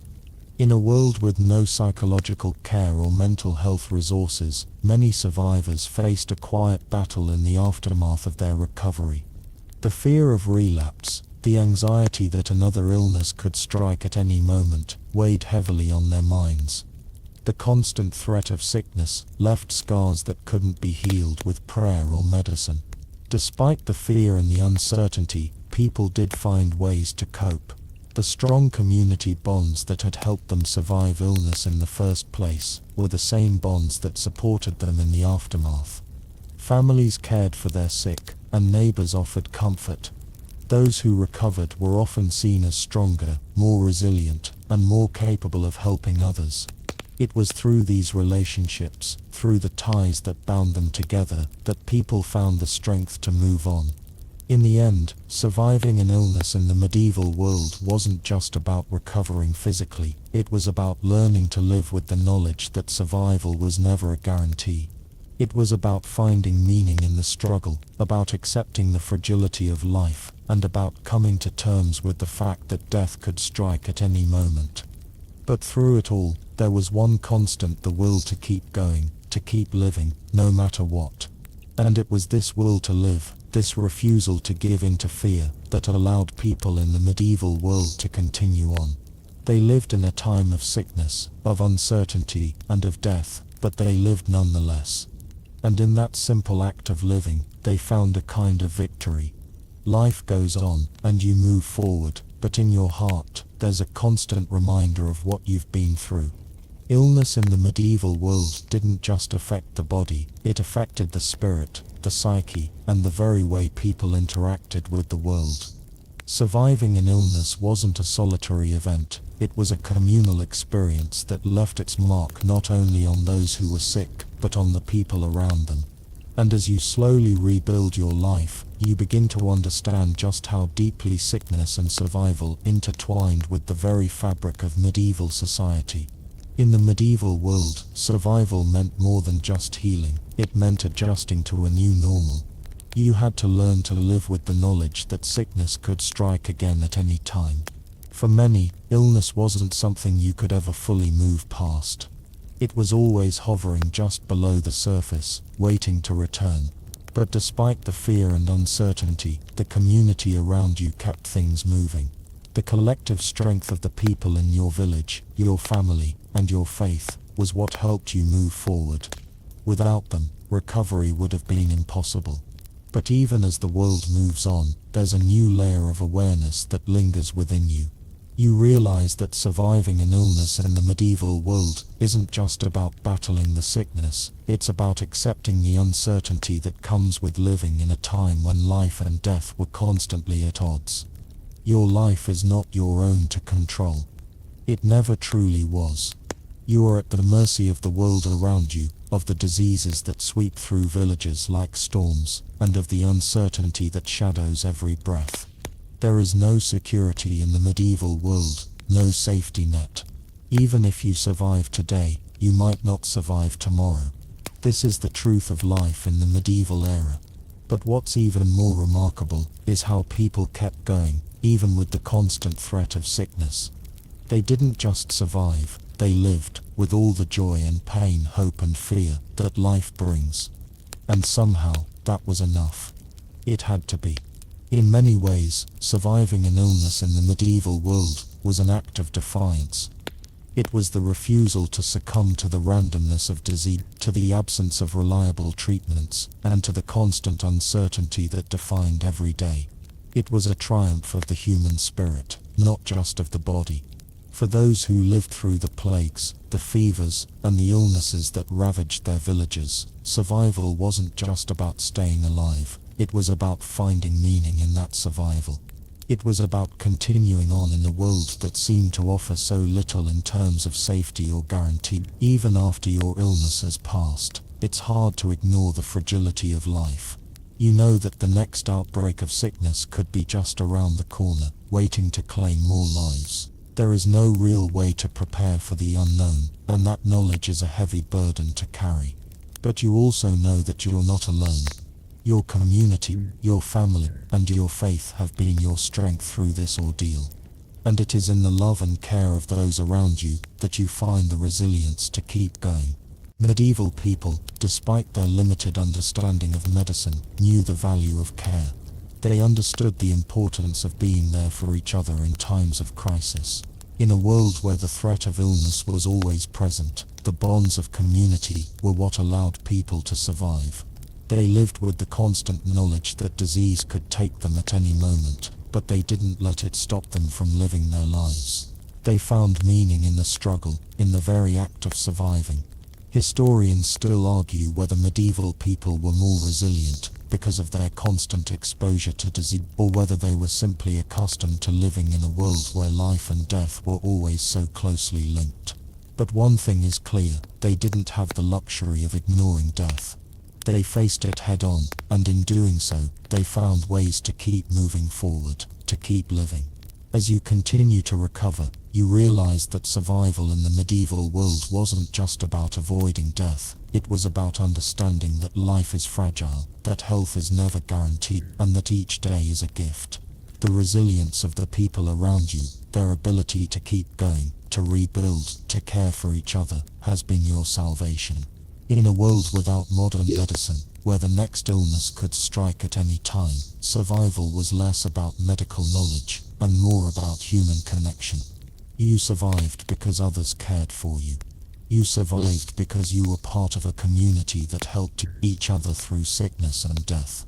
And as you return to your life, to the work in the field, to the quiet routine of medieval life, you carry with you the knowledge that survival, it's a constant fragile thing, something you can't control. But perhaps in some ways, it's this very fragility that makes life so precious. Every day is a victory, and every moment is worth savoring. Survival, in the medieval world, was a test of the body, the mind, and the spirit. But if you made it through, if you survived, then you had truly accomplished something extraordinary. And that survival, no matter how fleeting, is a testament to the resilience of the human spirit. The days slip by, and with each one, the medieval world continues to turn. You've made it through illness, but something about surviving has changed you, marked you in ways that are not immediately visible. The shadow of your sickness no longer lingers as heavily, but the memory of what it felt like to be vulnerable, helpless, remains. You move through your daily routine, working in the fields, caring for your family, and living a life that in many ways feels like it's been put back together with pieces that don't quite fit. In the medieval world, surviving an illness wasn't just about physical recovery. It was about understanding the fragility of life, coming to terms with the uncertainty of existence, and finding ways to live, even when you know that death is always just around the corner. You've seen it firsthand, how quickly illness can claim someone, how unpredictable it all is. One day you're healthy, and the next you're in bed, burning with fever. It's a lesson in the impermanence of everything. But despite the constant fear of illness, despite the shadow of disease that looms over every corner of medieval life, people continue to live. They build families, they form communities, they create legacies. They find meaning in the act of surviving. And in that survival, they find strength. You are no different. Though illness may have left you physically weak, it has also given you something more, a deeper understanding of what it means to truly live. You realize that every day, every breath, is a gift, That's something most people in the medieval world understood on a profound level. Illness was always just one sickness away from taking you, but it was the very act of continuing to fight, of waking up every day and facing whatever the world had to throw at you, that made life worth living. And so, despite the ever-present threat of disease, life moves forward. Your body continues to heal, and so does your soul. The scars of your illness, both physical and emotional, are there, but they are not the end of your story. They are just part of it. In the medieval world, survival wasn't just about avoiding death. It was about the strength to continue living, even when you knew that sickness, death and uncertainty were always lurking. In many ways, the medieval world was shaped by this constant battle against sickness. It was a world where every season, every change in the weather, brought with it the possibility of disease. The fear of illness wasn't just a personal fear, it was a communal one. People lived with the knowledge that sickness could strike at any moment, and yet they didn't stop living. They didn't stop working, or loving, or laughing. They simply accepted that sickness was a part of life, just as death was. The community became the cornerstone of survival. When you fell ill, you didn't face it alone. Your family, your neighbors, and even the local healer would rally around you. They would care for you, watch over you and help you get through it. And when the illness passed, you would return the favor. It was a cycle of support, of shared hardship, of survival through the most challenging times. Historians often debate whether medieval people lived in a constant state of fear, or whether they had simply come to accept the uncertainty of life. Perhaps it was both. Life in the medieval era was hard, no doubt. There was little to no understanding of how disease worked. No antibiotics, no vaccines, and no real medical system to rely on. But despite that, people carried on. They lived, they worked, and they thrived in the face of hardship. It's this resilience, this refusal to give up in the face of constant challenges, that defined the medieval era. And now, as you continue to live, you understand this resilience more than ever. You've survived an illness that could have claimed your life, and you've come out the other side not just stronger but wiser. Your world may not have changed. It's still as uncertain and fragile as it was before, but your perspective on it has. You now understand that survival is about more than just making it through the day. It's about living fully, appreciating every moment, and being part of something greater than yourself. You also know that sickness will come again. It's inevitable in the medieval world, where disease is a constant threat. But you've learned to face it, not with fear, but with the knowledge that survival is a victory in itself. The medieval world may not have given you many tools to fight illness, but it gave you something far more valuable, the strength to endure, to keep going, and to live even when life is uncertain. The knowledge that you've survived something as brutal as a medieval illness is empowering. It's a reminder that you are capable of withstanding hardships, that no matter what challenges life throws at you, you can endure. And in the end, that's what life in the medieval world was about. Not just surviving, but thriving, even in the face of overwhelming odds. Your body may still bear the scars of illness, and your mind may still be haunted by the fear of what's to come, but you know now that survival is more than just a physical feat. It's a testament to the strength of the human spirit, to the ability to keep going even when the world around you is uncertain and unforgiving, and in that there's something powerful, something worth holding on to. As the seasons change once again, you find yourself gradually slipping back into the rhythm of everyday life. Your body has healed, but your mind carries the faint marks of what you've endured. The memory of your sickness doesn't disappear with the passing weeks. It's like a lingering echo, faint but ever present, reminding you of just how close you came to losing everything. The hardest part of surviving illness in the medieval world wasn't just the physical recovery, it was the psychological toll it took on your spirit. In a world so fragile, where illness could strike without warning, and life was dictated by the whims of fate, survival itself felt like an unpredictable blessing. There was always that underlying fear that the next sickness could be just around the corner, waiting to take you. You'd become more attuned to the little changes in your body, more aware of your own mortality, but at the same time, you knew that life must continue. People relied on each other. The community functioned as a lifeline, a safety net of sorts in a world without modern medicine, and without the scientific understanding we now have. But while the world you lived in may have been harsh, there was something comforting about this cycle of illness and recovery. It was a shared experience, something that bound everyone together, whether they were rich or poor. Sickness was the great equalizer. It did not care for your status or wealth. It struck everyone, and in that it created a kind of communal bond among people. The healer in your village, the herbalist, the priest, each played their part in helping people recover, and each played their part in helping you find the strength to carry on.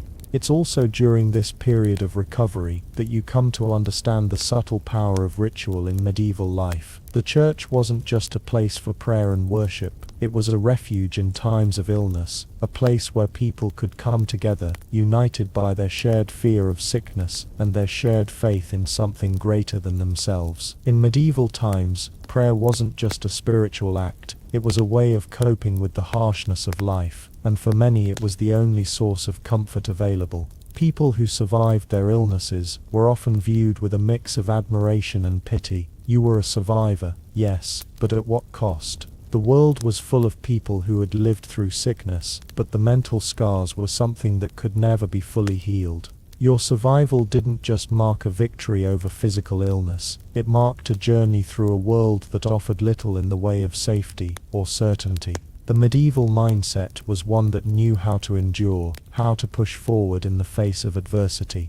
The reality, however, was that survival wasn't always enough to ease the burden that illness left behind. As you return to your daily life, you notice something that you hadn't before: how much people relied on faith, not just for spiritual healing, but for mental and emotional recovery. There was no therapy to be had in medieval times. The idea of mental health as we know it today didn't exist. People who had experienced illness were expected to return to their roles in society with little to no acknowledgement of the trauma they might have suffered.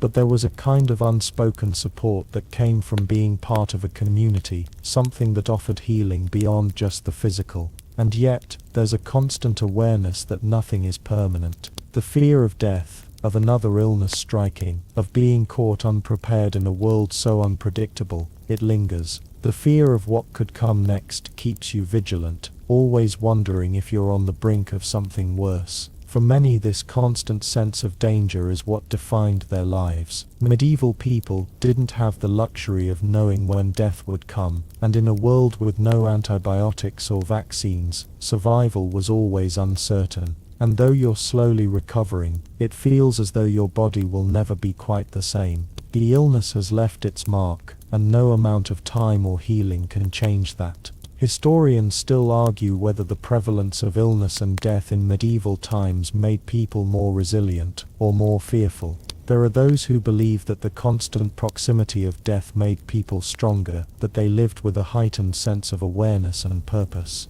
Others argue that it made them more anxious, more inclined to live in fear of what the next day might bring. But one thing is clear: life in the medieval world was a delicate balance between survival and death. The cycle of illness and recovery wasn't just about the body, it was about learning how to cope with the uncertainty of life itself. In your case, recovery isn't just about surviving the illness, it's about learning to live with the uncertainty that will follow it. Life moves on, but the awareness of how fragile it is becomes part of you. And as you look around, you realize that everyone in your village is carrying their own burdens. Some are recovering from their own sicknesses, some are fearful of what's next, but all of them are moving forward together. You are no longer just one individual, you are part of a larger community, bound by shared experience, and the knowledge that survival is a daily act of defiance against the odds. But survival isn't enough to guarantee peace of mind.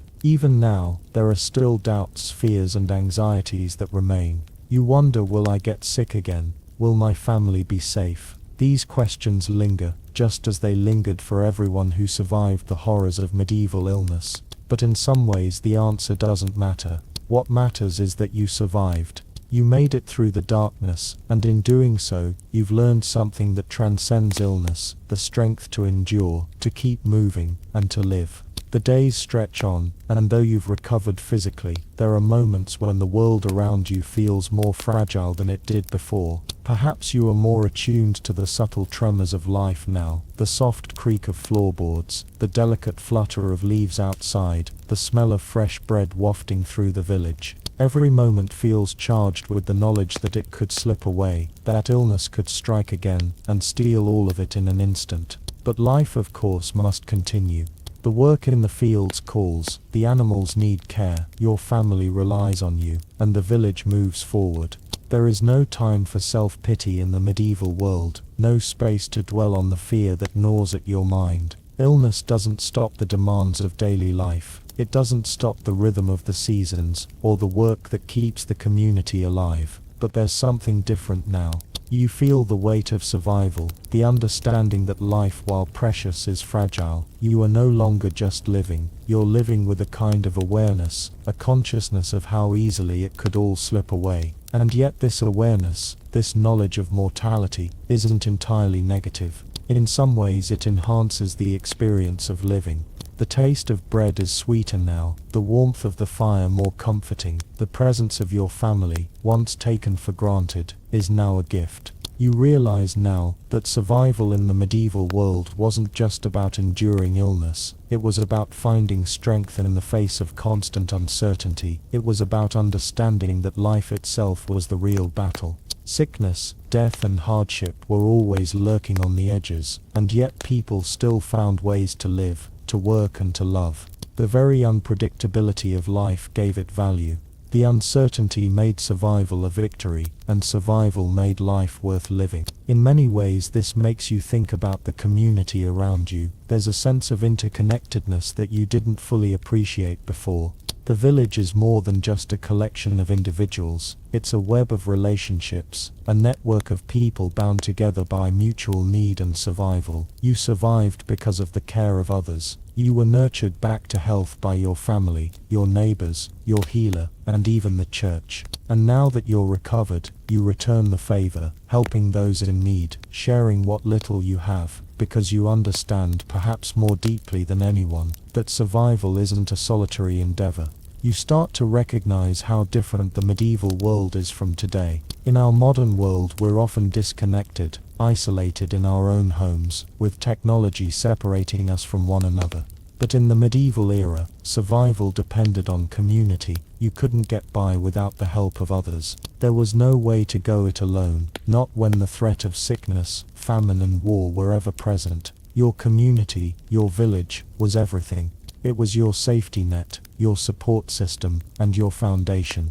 But there was a downside to this tight-knit world. The constant presence of disease and death meant that many people lived in a kind of collective anxiety, always waiting for the next illness to strike. In some ways it was a kind of low-grade terror that ran through society, an awareness that sickness could wipe you out without warning. This fear was not just about the illness itself, but about the uncertainty that came with it, the lack of knowledge about how diseases spread, how to prevent them, or how to cure them. This ignorance bred anxiety, and anxiety was as much a part of life in the medieval world as the work in the fields or the prayers in the church. Yet, despite all of this, people persevered. They lived in the shadow of death, and yet they continued to create, to build, to love. The strength of the human spirit in the face of such uncertainty is something that's hard to fully grasp today, with all our modern comforts and medical knowledge. But in the medieval world, survival was something to be proud of. It wasn't about avoiding death, it was about living despite it. And that living, that persistence, was what made life worth living. As you move through your days, continuing with your work and your responsibilities, you carry with you the lessons of your illness. You understand now that life is precious, and that every moment is worth savoring. You're more attuned to the beauty of simple things, the feel of the wind on your face, the sound of laughter in the village square, the taste of fresh food on your tongue. These moments, so easily taken for granted in the past, now feel like small miracles. Yet, you also know that the next sickness could come at any time. You live with that awareness now, a quiet understanding that death is always a breath away, but instead of letting this fear consume you, it motivates you to live fully. You don't know what tomorrow holds, but you know that you must keep going, no matter what, and so life continues. You are no longer just surviving, you are living, really living, knowing that every moment is a gift, a fragile, fleeting gift that must be cherished. The medieval world may have been harsh, but it was also full of small wonders, of moments that made the struggle worthwhile, and in the end, that's what mattered. The journey, the survival, and the strength to face another day. You've come a long way since you were sick, and while the fear of illness may never fully leave you, you have learned to embrace life with a new understanding. In a world so full of uncertainty, it's this understanding that will guide you, just as it has guided so many others through the trials of the medieval era. As you go about your daily routines, you begin to notice something. The world doesn't seem to be getting any easier, but you've grown more attuned to the way life works. Illness may have taken its toll on you, but it's also given you something unexpected, a deeper understanding of the world you live in. The medieval world is harsh and unpredictable, but it's also full of beauty and connection, if you know where to look. And perhaps more importantly, it's a world where survival isn't just about overcoming sickness, it's about enduring in spite of it. Your journey through illness has taught you that survival is not a given, it's a fragile, fleeting thing. Every breath you take, every step you take, is a small victory over the forces of nature and fate. And yet, there's a certain peace that comes with this realization. You've faced the worst and survived. You've seen the fragility of life firsthand, and yet you continue to walk this path, knowing that the only thing you can control is how you face each day. In the medieval world, illness wasn't just a personal struggle, it was a communal one. When you were sick, the whole village knew about it, and when you recovered, your survival was seen as a victory for the entire community. You weren't just an individual, you were part of something larger, part of a web of relationships and connections that supported you in your time of need. This sense of communal care, of shared survival, was something that defined the medieval experience. Life was hard, but it was easier when you had others by your side. It's strange, really. In the modern world, we often think of illness as a solitary experience, one that we must face alone, in isolation. But in the medieval world, illness was a collective experience. People were never truly alone. Whether it was a neighbor coming by to check on you, or a family member staying up with you at night, there was always someone there, offering support, and when you recovered, you returned the favor. You didn't just survive for yourself, you survived for your community, for the people who cared about you. But there was another side to this community bond. The constant threat of illness meant that people were always at risk, always vulnerable to the next outbreak. You never knew when the next wave of sickness would come, or how bad it would be. The plague in particular was a terrifying specter that hung over every community, ready to strike without warning. People lived in fear of it, and with good reason. The medieval world had no way of predicting when the next pandemic would hit, and there were no cures when it did. All you could do was try to survive, and hope that your community would help carry you through. Yet, despite the ever-present threat of disease, people managed to keep going. They built families, formed relationships, and created communities. They found ways to live in the face of death, finding meaning in survival and resilience. It wasn't easy, but it was possible, and in many ways, the very act of living was an act of defiance. It was a refusal to let sickness and death have the final word. People fought for their lives, not just with medicine and prayer, but with their will to endure. In your own recovery, you begin to realize something important. You've become part of that legacy. You've survived not just because you were lucky, but because you had the support of those around you. You're a product of the medieval world, a world that valued community, faith and resilience. And while illness may have changed you, it's also given you a deeper appreciation for what it means to be alive. In a world where disease is always lurking, the act of surviving is an act of courage. It's a reminder that life, while fragile, is also resilient. People in the medieval world didn't have modern medicine or scientific knowledge, but they had something just as powerful: each other. They survived together, relying on the bonds that tied them to their families, their villages, and their faith. It's a lesson that transcends time. Survival is not just about the individual, it's about the community, about the people who support you and help you heal. Now as you stand on the other side of illness, you understand this more than ever. You've learned that survival isn't just about staying alive, it's about living with purpose, with connection, and with the knowledge that every moment is a gift. The medieval world may have been harsh, but it was also full of moments of beauty, love and connection.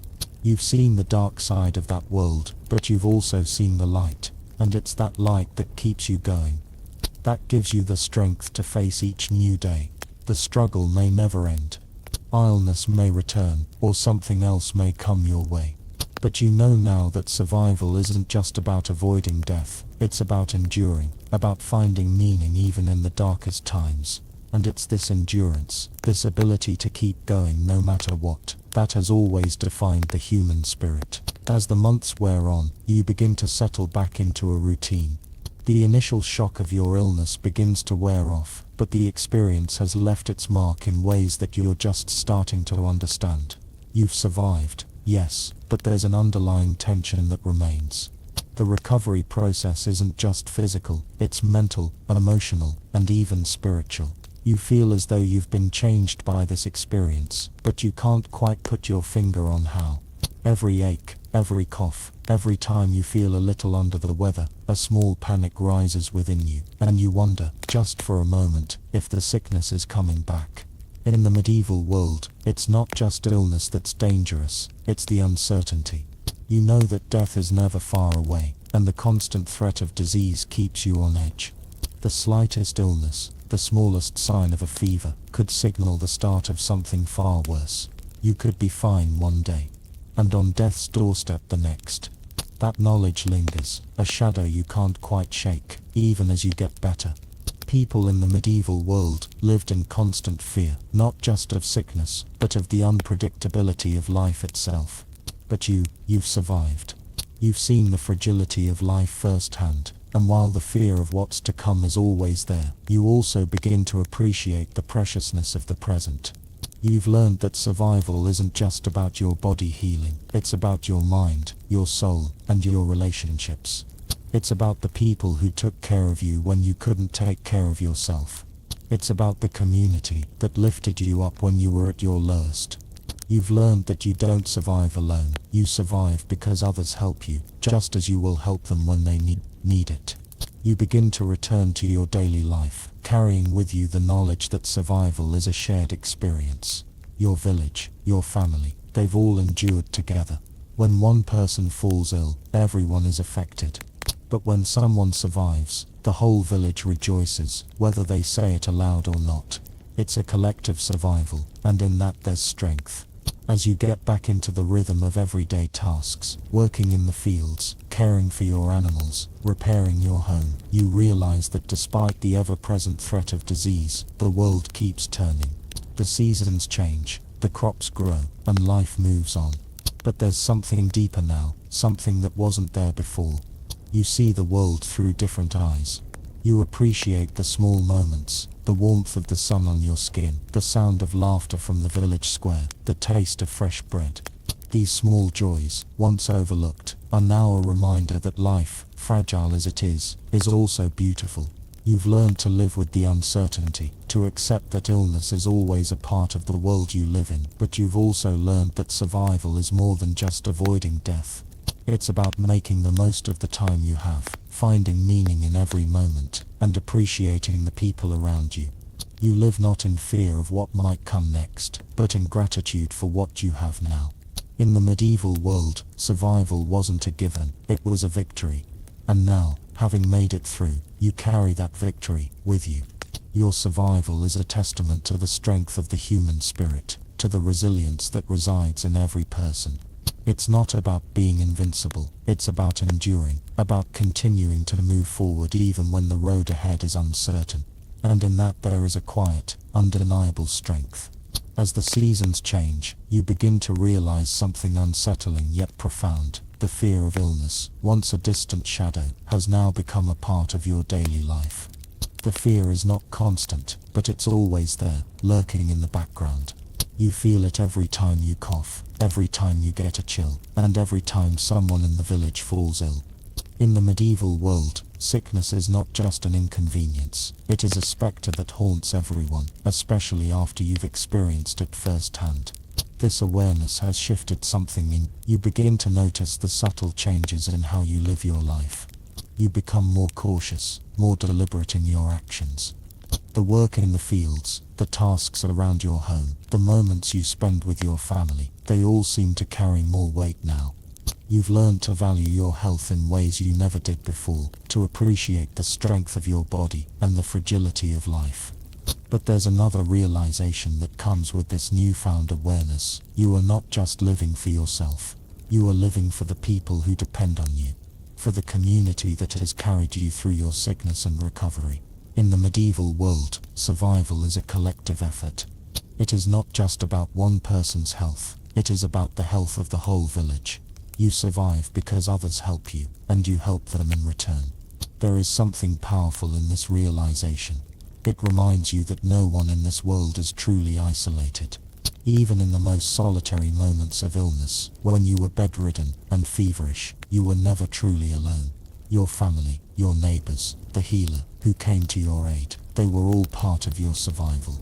They made sure you had food, that you were cared for, and that you had the support you needed to get through the darkest moments.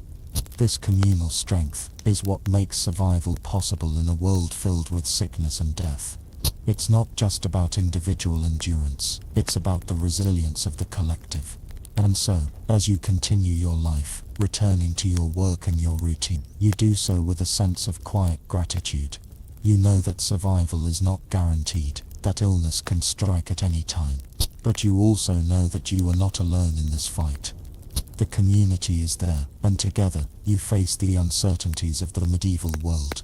Yet, as time moves on, there's something else you notice, the lingering fear that comes with surviving an illness.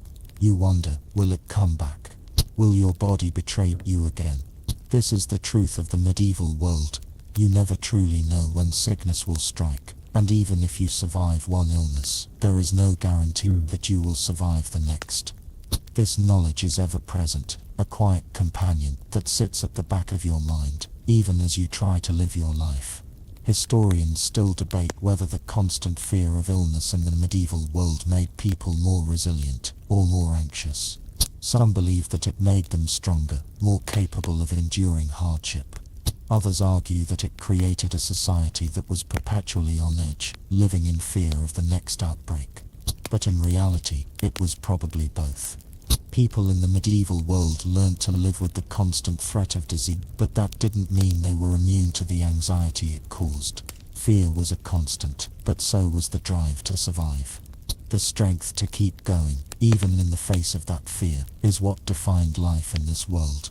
You've survived, yes, but you've also learned to live with the knowledge that survival is not guaranteed. Life is fragile, and death is always near, waiting for its next victim. But instead of succumbing to fear, you choose to move forward. You choose to live, to love, and to embrace the beauty of the world around you, even knowing that it could all slip away in an instant. That perhaps is the true lesson of survival in the medieval world, not just to endure, but to live fully in spite of the uncertainty. The rhythm of your life slowly returns, but with it comes the bittersweet understanding that you are no longer the person you once were. The person who lived without the ever-present shadow of illness, who took their health for granted. Now, you move through the world differently. The work in the field, the care for the animals, the chores around your home, they all carry new weight. You still work hard, as you always did, but the fear that lingers in the back of your mind reminds you how fragile life is. In the medieval world, sickness wasn't just an inconvenience. It was a constant threat. No one was immune. You could wake up feeling perfectly fine, only to find yourself struggling for breath or fevered by the afternoon. It's this constant uncertainty, this ever-present possibility of disease, that shapes how you move through life. It's the knowledge that survival is a temporary victory, and that tomorrow might bring something far worse than what you've already faced. but you've survived. And in surviving, you've learned something vital: the value of each moment. The people around you, your family, your neighbors, they too have learned this lesson. They've seen the fragility of life, and the way illness can change everything in an instant. They know what it's like to lose someone to sickness, to fear for their own lives, and to watch as life continues on, no matter how cruel it may seem. The village continues on, just as it always has. There are weddings, births, and of course deaths. The cycle of life moves forward, and though the threat of disease always looms, there is also something else, something more enduring. The ties that bind people together are stronger than the fear of illness, and the community remains intact because of that shared understanding. People take care of each other, they watch out for each other, and when sickness strikes again, they rally together, offering support, comfort, and care, even when there is little they can do to cure the disease. Your recovery in many ways mirrors that of the community. You heal, but you don't do so in isolation. You do it with the support of others. This village is built on interdependence. When someone falls ill, it's not just their problem, it's the village's problem. Everyone is affected, whether directly or indirectly. The same is true when someone recovers. Their healing is shared by everyone. It's a victory not just for the individual, but for the whole. In this way, survival in the medieval world is not just a personal act, it is a communal one. You are part of something larger than yourself. You've learned to live with the constant threat of illness, but you've also learned that survival is not just about physical health, it's about relationships, community, and the strength that comes from being supported by others. And yet there is always the undercurrent of fear.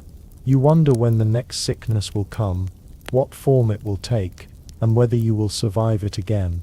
The medieval world didn't offer guarantees, not for your health, not for your life.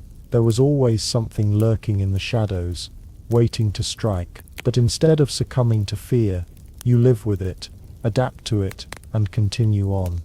Historians often argue about whether medieval people lived in a constant state of fear, or whether they were simply accustomed to the reality of disease.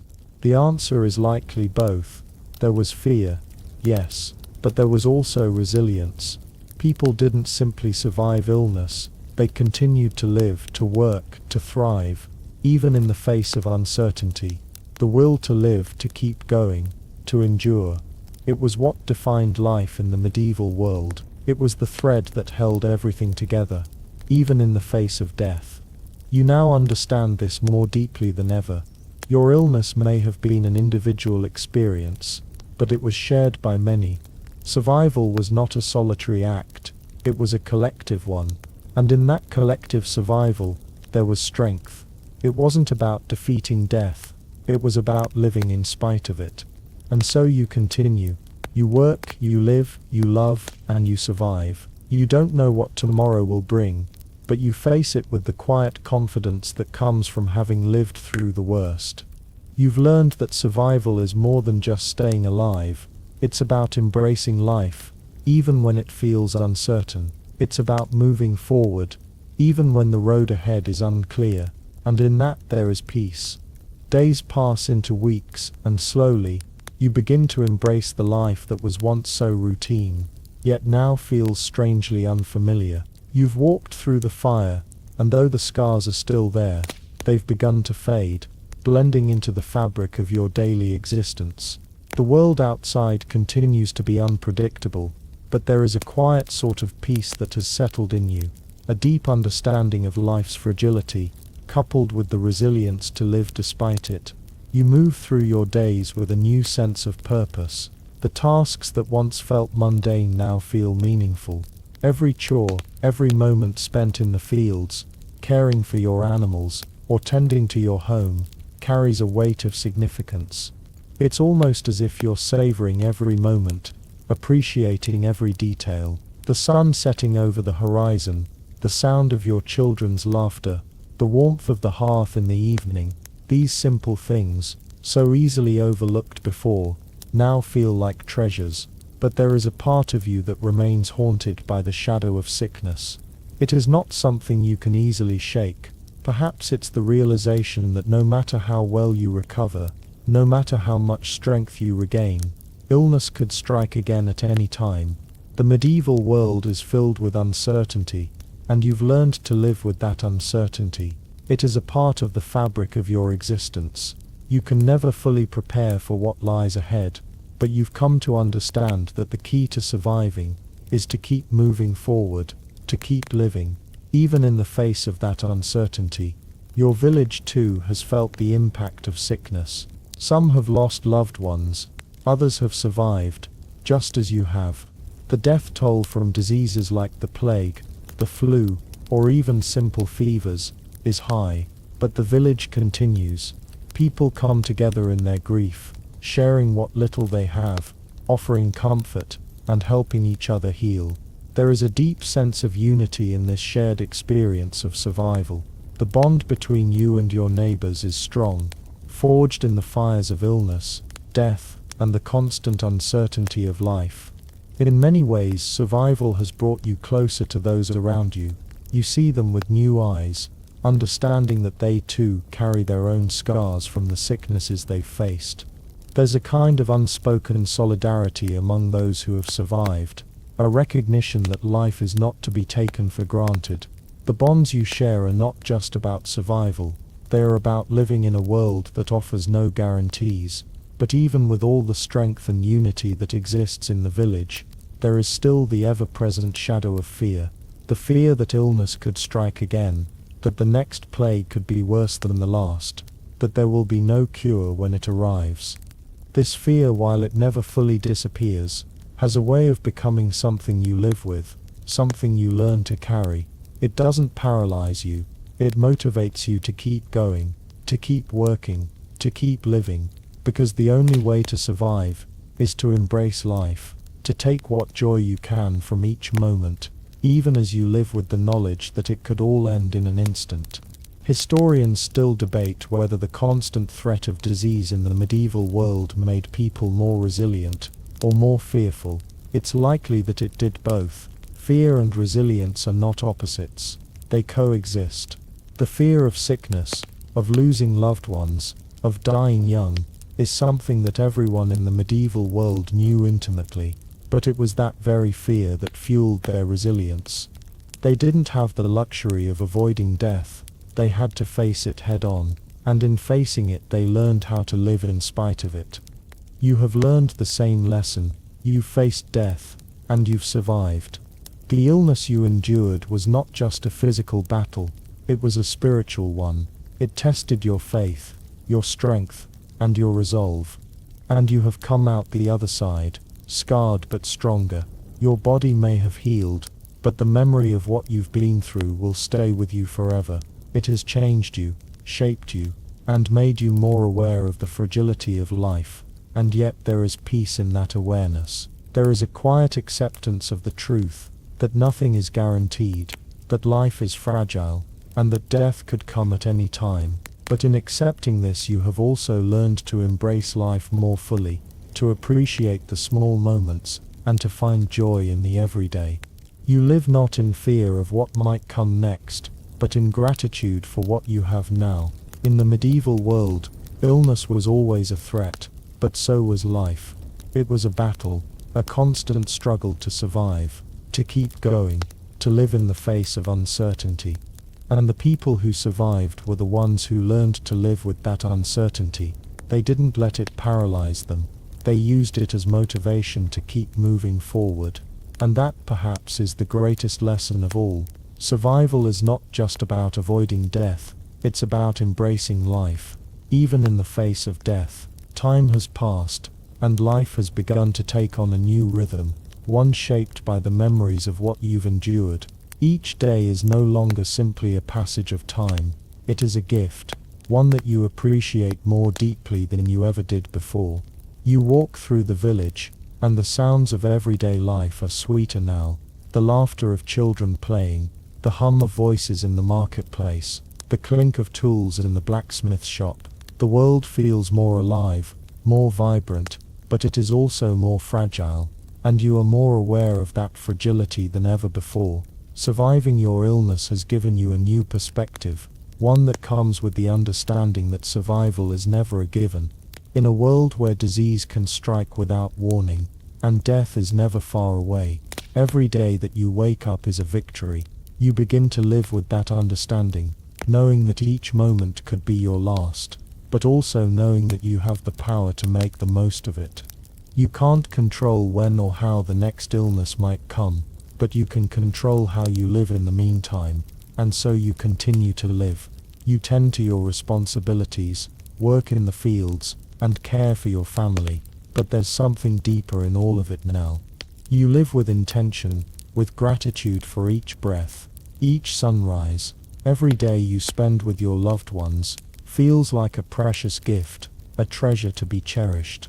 And as you move forward, you begin to realize something else, that your survival isn't just about staying alive for yourself. It's about the people who rely on you, the community that depends on you, and the legacy you leave behind.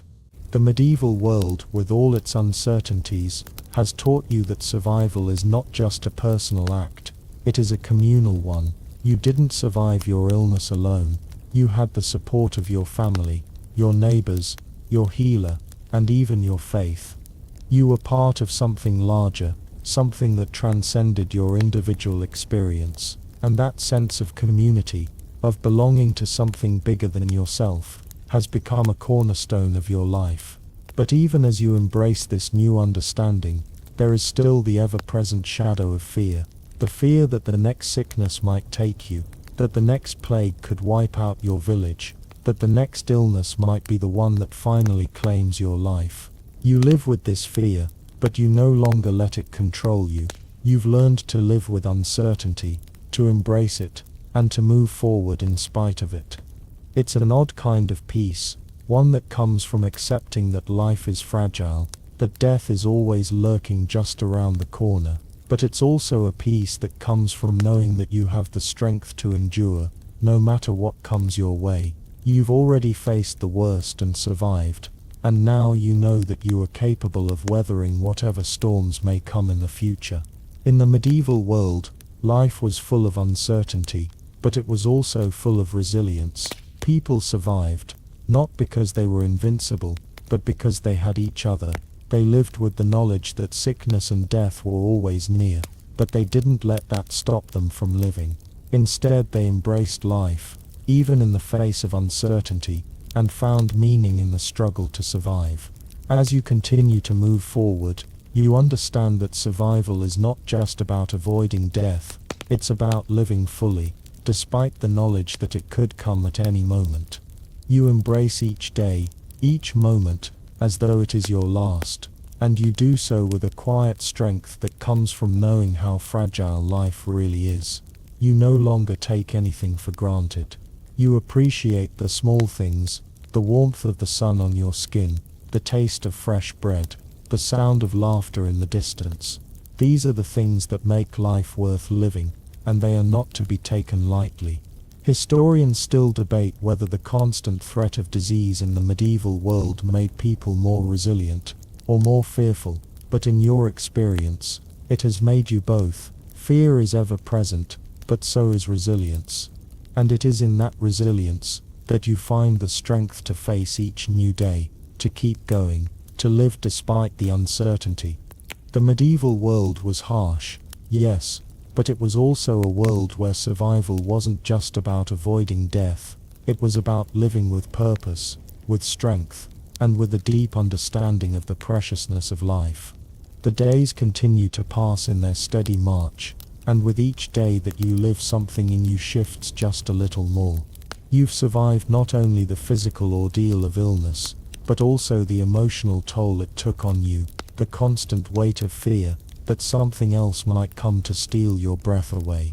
But now, as you go about your daily life, you carry with you a deeper appreciation for the very act of living.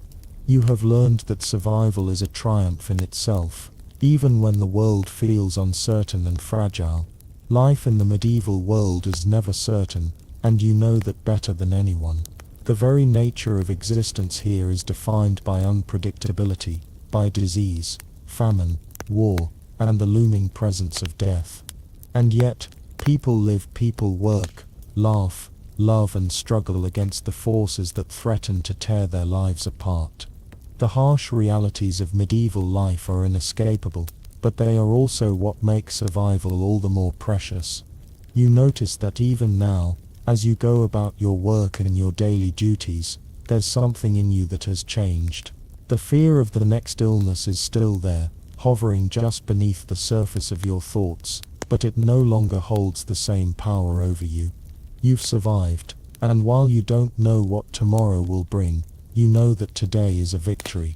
It's a small, quiet victory, but it's yours, and that is enough. The village too continues its rhythm, marked by the same uncertainties, but people here have an uncanny ability to keep moving forward. There are no guarantees of health, no assurances that another illness won't come knocking at your door, but the work still needs to be done. The fields still need planting, the animals must be fed, the children must be cared for, and so life goes on.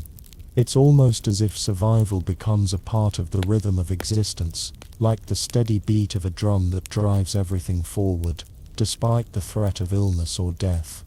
In many ways, this is the strength of the medieval people. They don't dwell on the fear of death, they live in spite of it.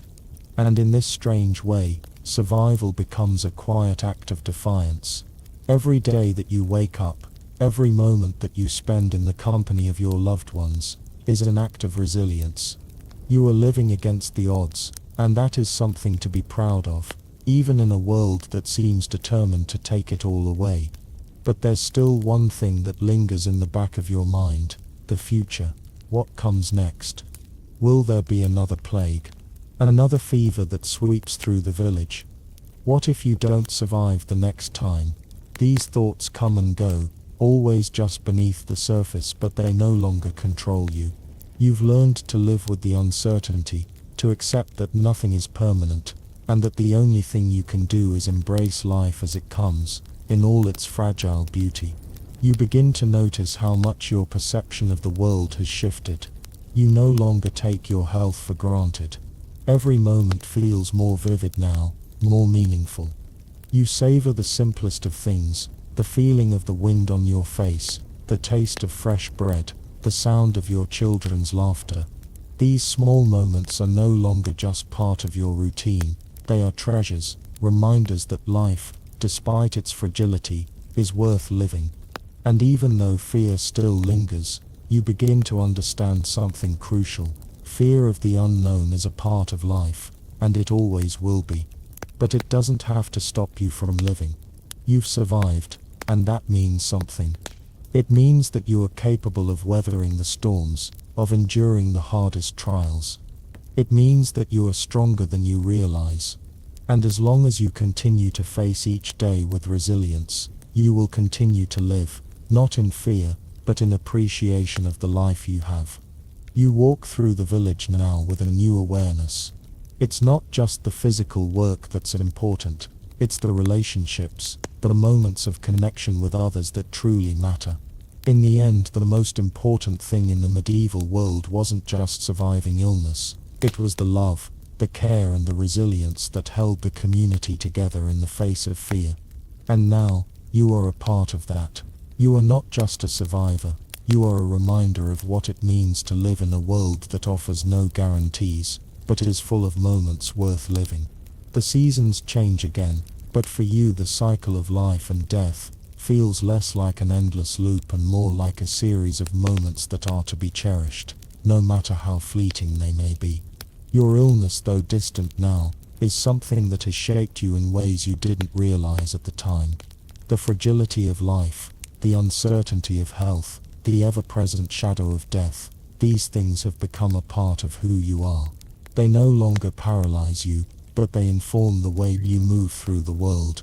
You've learned something crucial in the wake of your recovery.